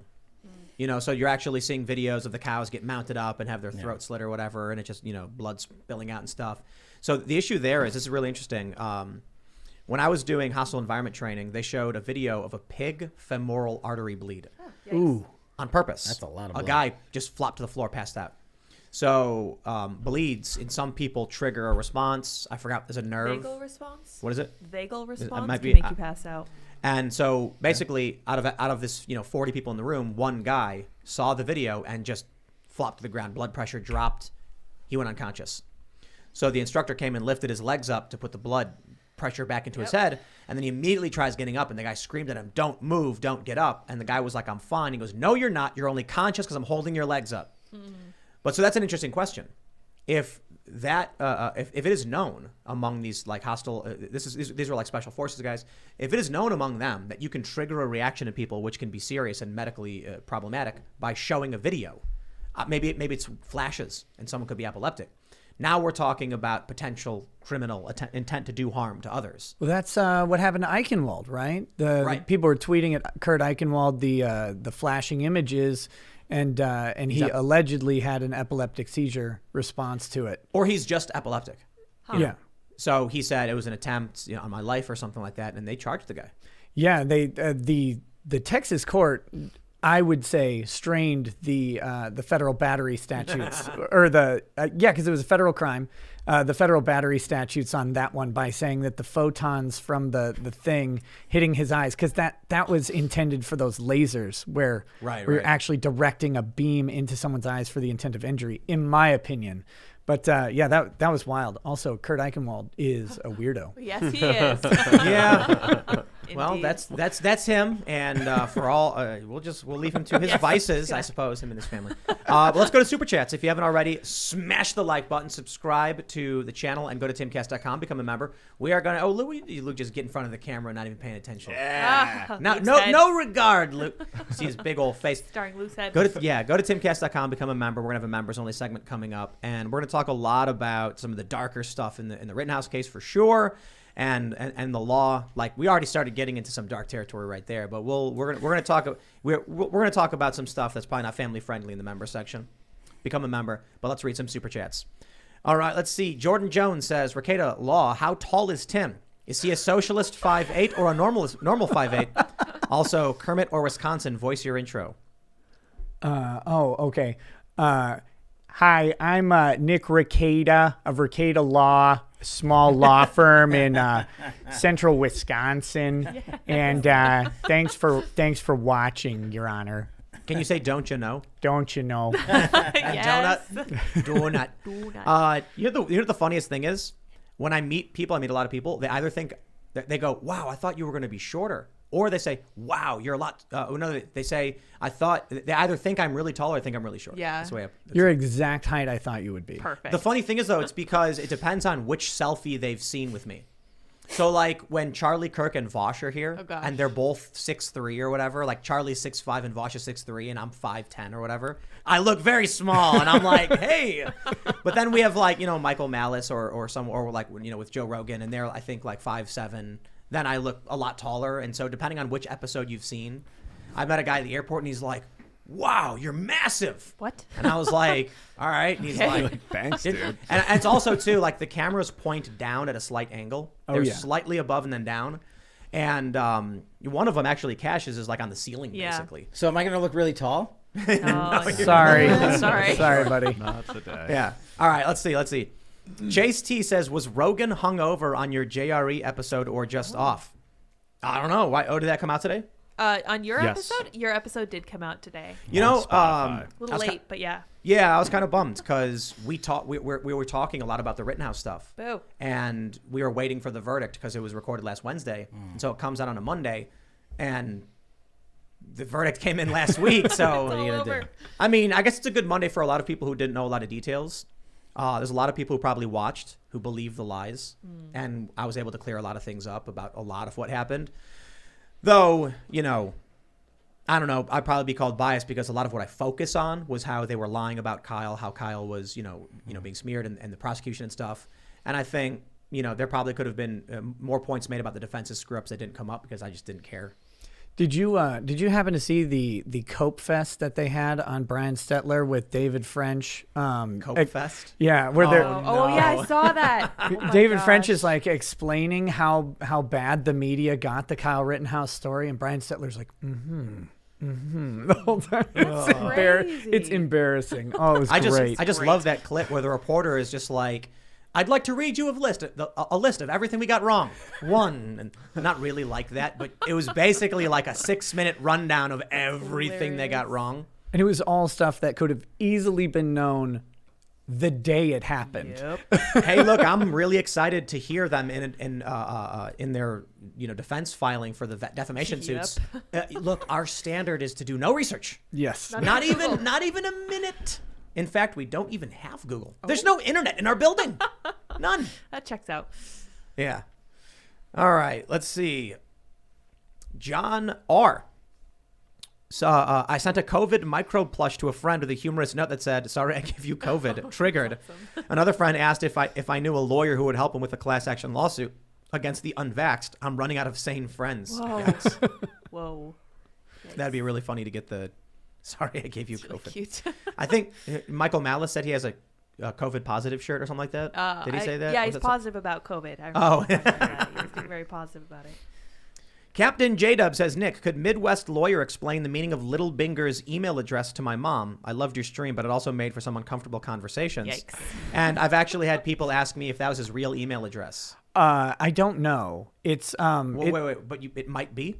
It was those like people look up background check websites. The people ran those, And they found and one of a former email address was. Should I say it? I mean, is that okay? Fluffer, right? Flufferboy2004 at yahoo.com. I told you that was real. Yeah. There was like, no way that's real. I'm like, that's real. We'll explain more in the members only Yes, segment stay tuned. when your children are not listening. Yeah. I think He's got, it's fuzzy. It's Yeah, fine. it's happy. It's okay. Yeah. I want to mention something though. I have a friend who's pretty Antifa, and just all of his posts are like Rittenhouse bad, Rittenhouse this. He was posting the state has a really strong case. I know, just really bad law. And his friends who are also Antifa were like, dude, stop. Like, but he was saying like, no, hear me out. We were arguing over the facts of the case. And then I said something like, the prosecution was, in my opinion, tampering with evidence. And that sets horrifying precedent for the future. And then he responded with, that's irrelevant to the facts of the case because the state is illegitimate. And then I said, well, hold on. We agree.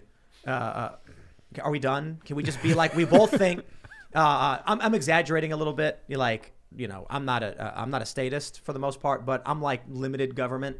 But like when we get to the point where we're both just like the prosecution, the whole system is broken and bad, I'm like, oh, we don't need to argue about the rest of this. Kyle Rittenhouse was found not guilty. We'll move on. But can we start from a place of like the system is broken for a lot of reasons and then just work our way up from there? Yep. That would be very nice. Okay. Poperator says, Tim, this is an example of the lefty's blanket statement, criminal justice reform, buy one felon and get 9 free doesn't work. What does that mean? Like one innocent person should go free. I don't know. Oh, we're on 10. Buy one felon and I get don't 9 know. free? Yeah, Like, that's I'm kind of not sure. I'm interesting. gonna follow that. Oh, maybe maybe it's what you were talking about earlier, where you've got 16 people and you go, okay, first one to come to me. yeah. So you buy one I guy see. and then you Yeah. get the rest of them. Okay. Maybe that's the I means. see. I don't know. Yeah. Yeah, I'll be more specific in when I say like I would probably never indict or convict. You would just have to show me hard proof. Like there's no question. If you came to me and said, "Look at this fuzzy video," I'd be like, "No, I don't care." You got to show me literally the dude committing the crime. And if it's like victimless, get out of my face. But if you had like this guy claims it was self-defense and here's what happened, I'd be like, well, then he claims self-defense. It is better that 10 guilty persons escape than 1 innocent suffer. So if he says it was self-defense, unless you can prove otherwise, I'm not convicting. And no emotional argument. You got to literally show me the video. There's a video. My brother posted this.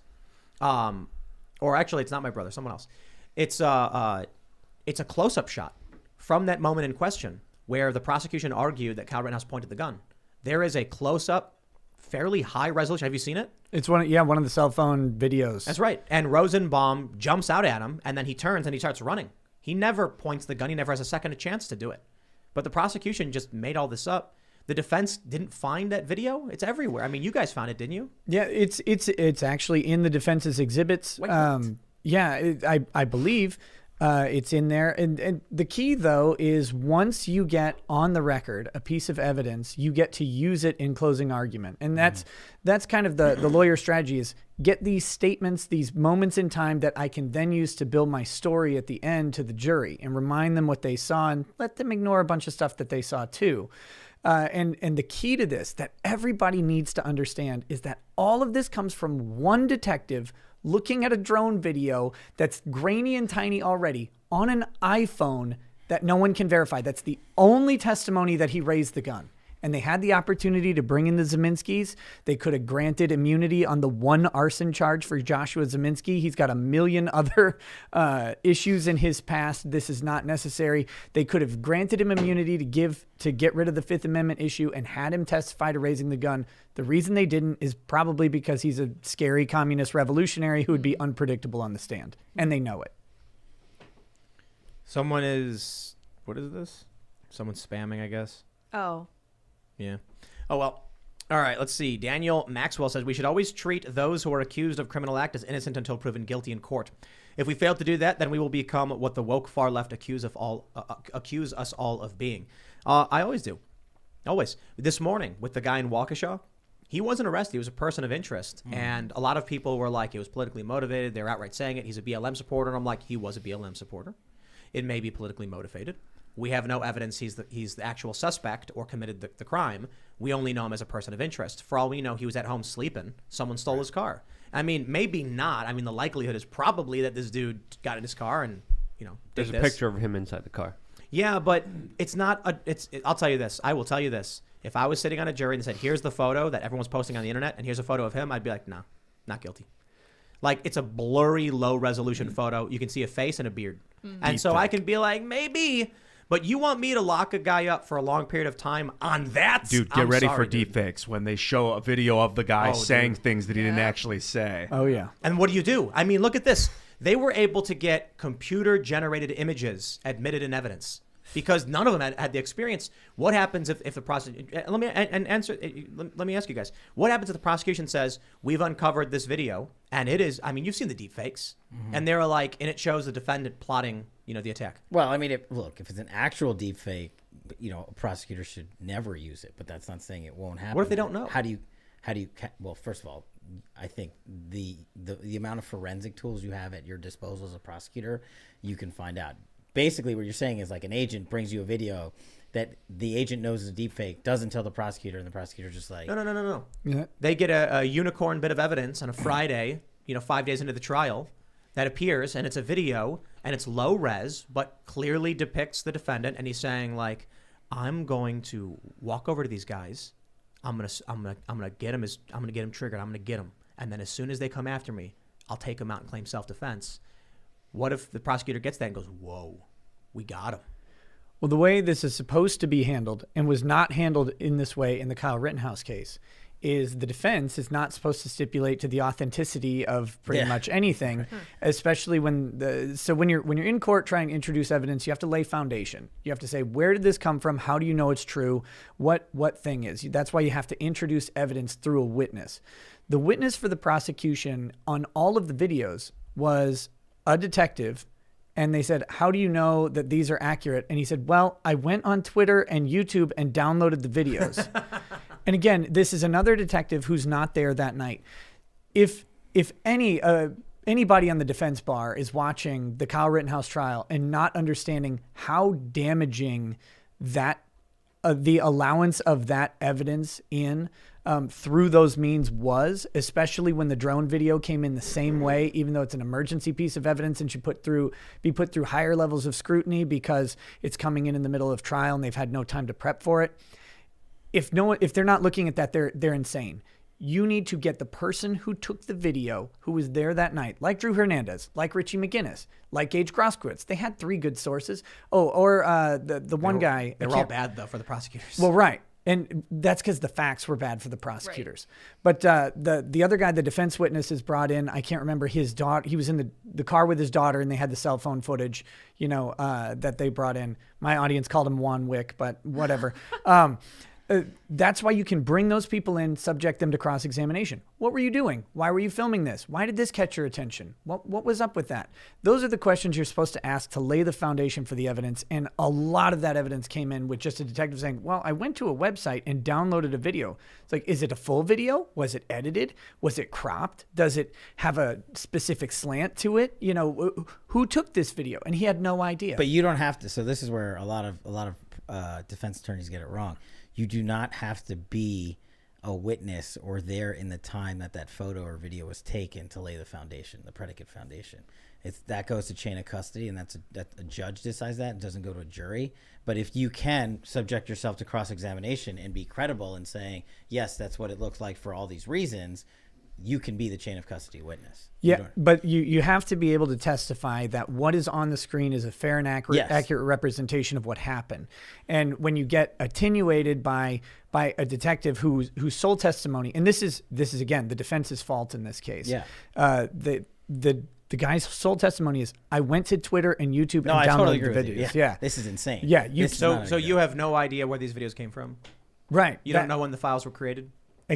And that's exactly, and can you tell me if these videos were manipulated or edited in any way? And even if the defense screwed up on this piece, which they did, what judge in their right mind would let that in alone? The judge can always jump in, even if the defense attorney's clowning around, and say, "Where the hell is this from?" Yeah, and Schrader was overly permissive in this case, and he seemed to indicate throughout the trial that I want this to go to a jury and be done kind of as openly as possible. And in a standard criminal prosecution, it would be grounds for appeal if Kyle would have been convicted on several different places.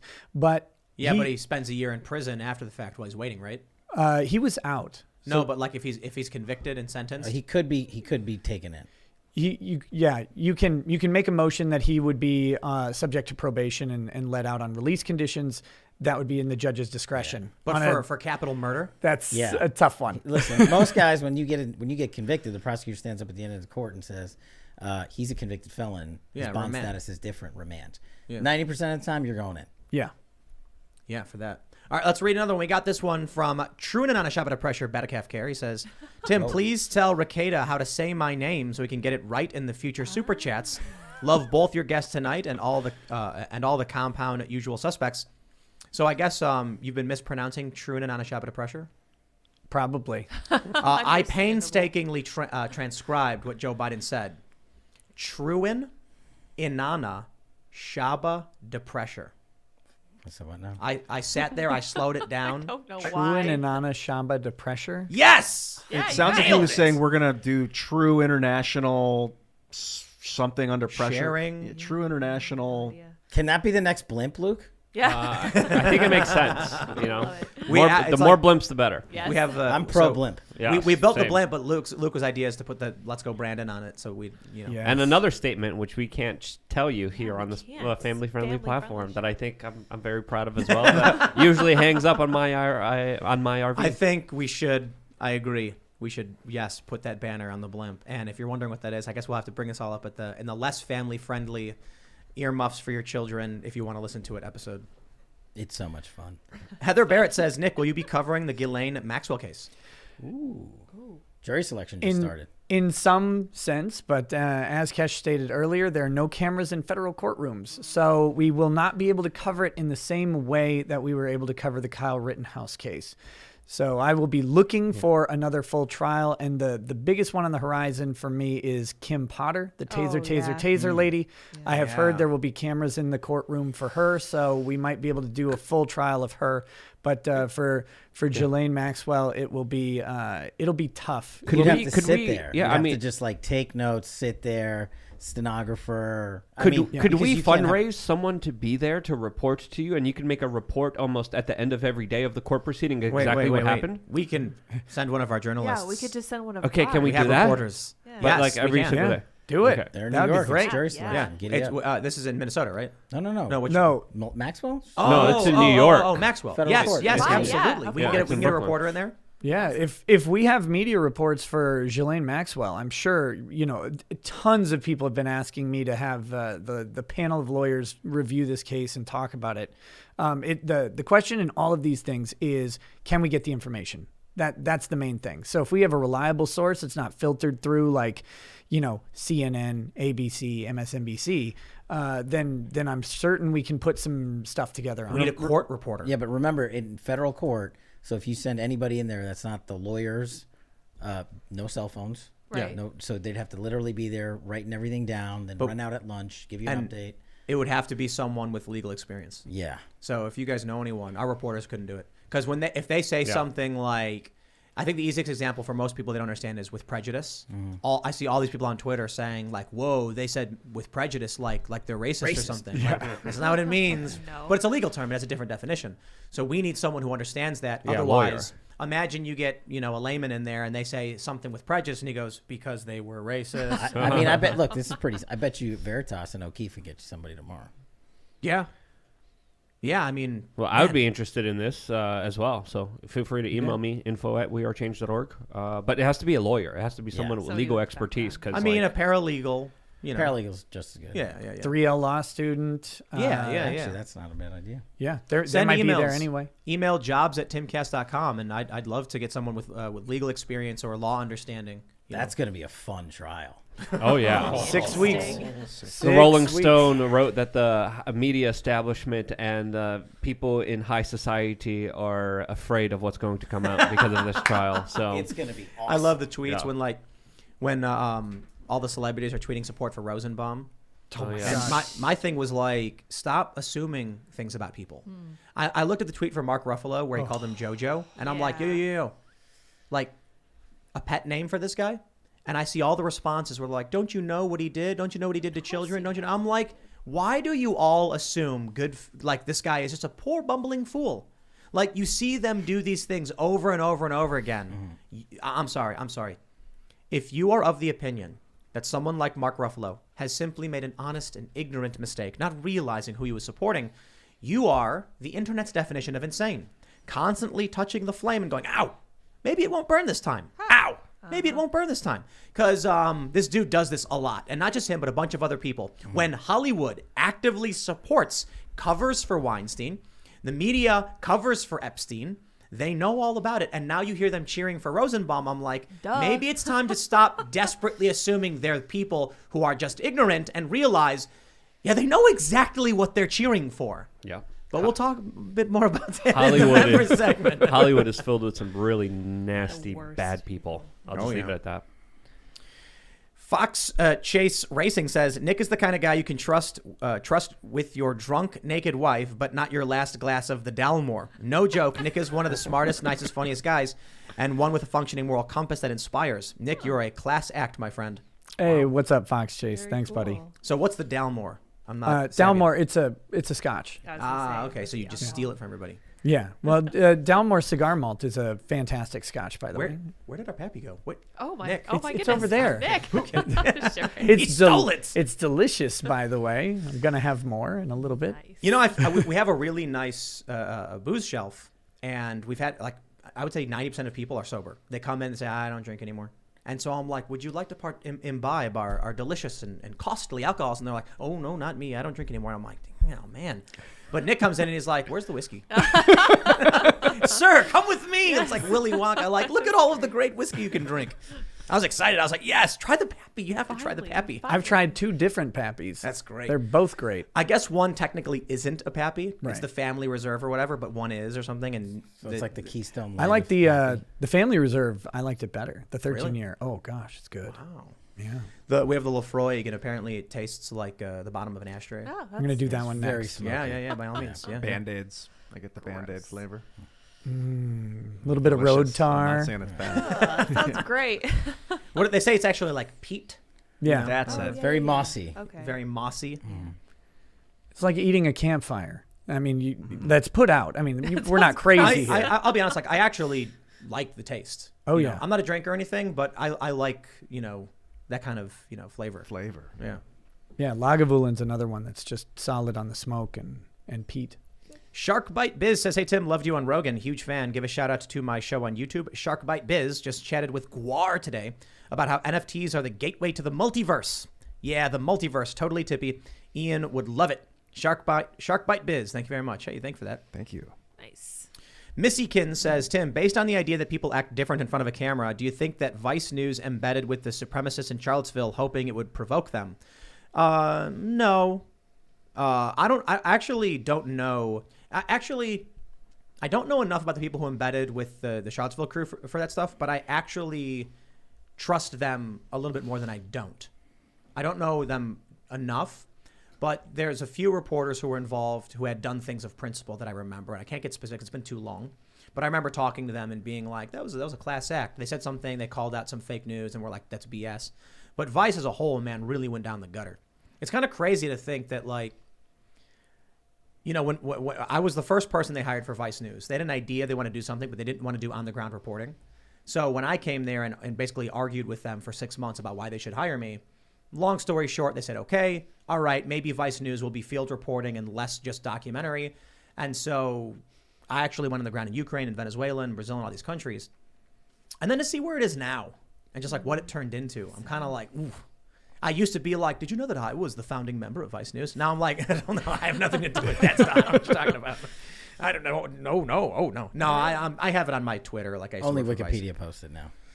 Now they're like in big bold letters, like everyone should know. But there was a point where I was very much like, very proud that it after I had left, was doing really well. They were doing great reporting, Syria, internationally, and then it just went like, it's not really news anymore. It's just like Sad. feminism. Yeah. Yep. I know why too. I think I talked about it on the show because I have a friend who was an executive, and it was basically that the investors revolted over the potential lawsuits they were facing. Long story short, and so they decided one way to protect our image with these lawsuits coming is to embrace feminism wholeheartedly and make that a core part of our message. And they were just like, okay. Vice is the HBO one? Vice is they were on HBO, not on Showtime, but they're just the big media company. They shot an episode about me. Oh yeah, did. how was it? I went out to Telluride after I retired, and they wanted to Oh, just that's shoot. right. And they came out and filmed me for 2 days, and they used 67 seconds of footage. Well, they had a daily show. They I'm serious. had a daily show and a magazine. Now that story about what I was told might not be true. I don't know.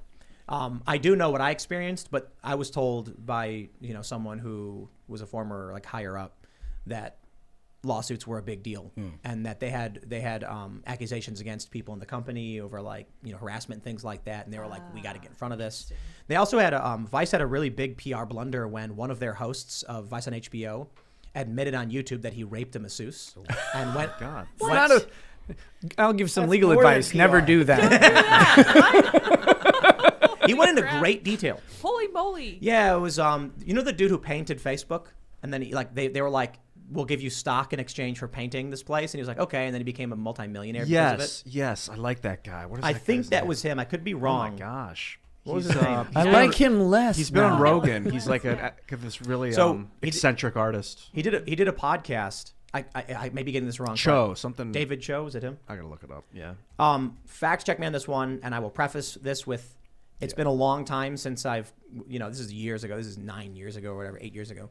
But I remember being at Vice when this went down, and he's on YouTube in a podcast being like, so there I am at this, massage therapy place. And he goes into detail, which I won't detail here. What? About how he grabbed the woman and was like very excited. And then they were all like, and then My Oh, it's gosh. definitely David Cho is the Facebook guy. I don't know if it's the same guy. I'm pretty sure that was him. He was on Vice, Maybe, yeah. And then they were like, what do we do? And then they were like, I got an idea. Nothing. Just don't say anything. You'll pour fuel on the fire and let it, all blow over. So welcome to media. Huh. All right, we'll grab a couple more here. Yes, it's Tess says, Tim, you should have Amazon's Utopia writers on your show and discuss what would be revealed in season 2. There was also a British version, but it only lasted one season. It would be an interesting conversation. Great show, but very creepy. Yeah, you know about Utopia, right, you guys? No idea. Utopia is a show that aired on Amazon recently. I think it was this past year about Yes. a tech billionaire yeah. who is concerned about overpopulation, who's working to make fake meat, decides that the way to save the planet is to create a fake pandemic so that he can rush through a vaccine without proper approval or testing, and the vaccine actually sterilizes people. Oh, there you go. It's a pretty good show, but it's a little On the nose. some of the acting. Well, it's not really. I mean, it's just like People thought it was. they had to put a yeah. disclaimer saying this is not real life in any way, and Related like to don't. COVID. This guy wrote this in 2016. I think it was actually written over a decade ago. Yeah. Did you know that there was a book called The Titan, and it was about a large cruise ship that hits an iceberg and then sinks with all the rich people on it? Huh. I believe it was called Titan, right? I think so. That Yeah, and it sounds was written right. like 50 years before That's so weird. the Titanic sank. Wow. Yeah, that's a true story. True story, huh? Crazy, huh? Title, but yeah. Jack says Mark Ruffalo is from Kenosha, Wisconsin. Is that true? I gotta look that up I have now. That sounds no like idea. one of those facts that sounds like it's true, but Yeah, it's not. it's like gotta be. He is from Kenosha. Yeah. Yeah, like who would just He say is. It that? says, yeah. Oh, wow. Really? Yeah. It's so weird because, being from Chicago, like we all know Kenosha, we all know Antioch, we all know these places. So for me, it was actually, it's fairly easy to see through some of these lies, because when they were like, he crossed state lines, I was like, from Antioch? Like, what? He like probably walked out his backyard. Like, what are you talking about? What does that mean? For a lot of people who don't know anything about Illinois, they're assuming that, he got in his car, drove 100 miles to a city he's never Right. been to. And that's how the lies work, man. That's how they get you. That's why you gotta fix the media. Joseph Rosenbaum crossed several state lines Yeah. But from his convictions in Arizona all the way up to Wisconsin. Yeah, man. We'll do this one more. This is a good one. Oh wait, what's this? Joshua R. Polson says Veritas hired Paul Cali of Cali Law to file their complaint to the feds. Oh.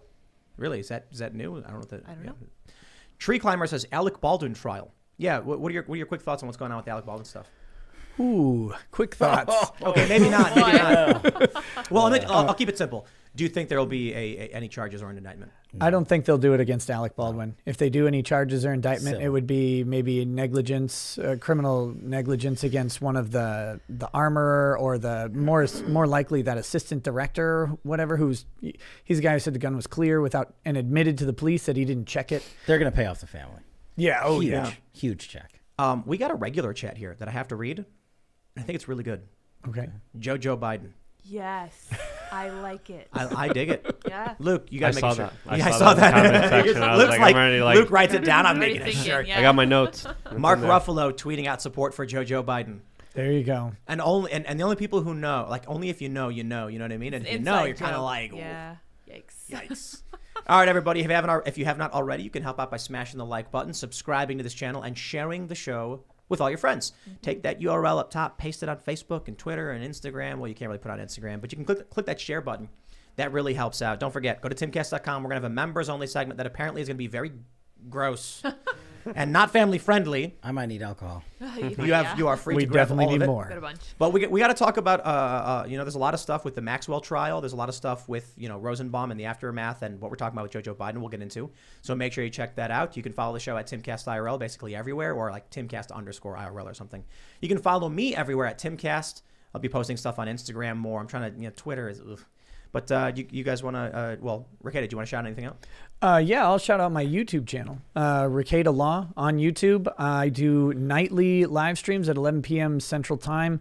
They tend to go till 2 a.m. Central Time. And starting Wednesday, I'll be adding a daytime show that will have an open invitation to a bunch of lawyers to join the lawyer panel. And we'll be discussing more focused legal topics on that show and be looking for trials to follow a la the Rittenhouse trial. So come check it out. Cool.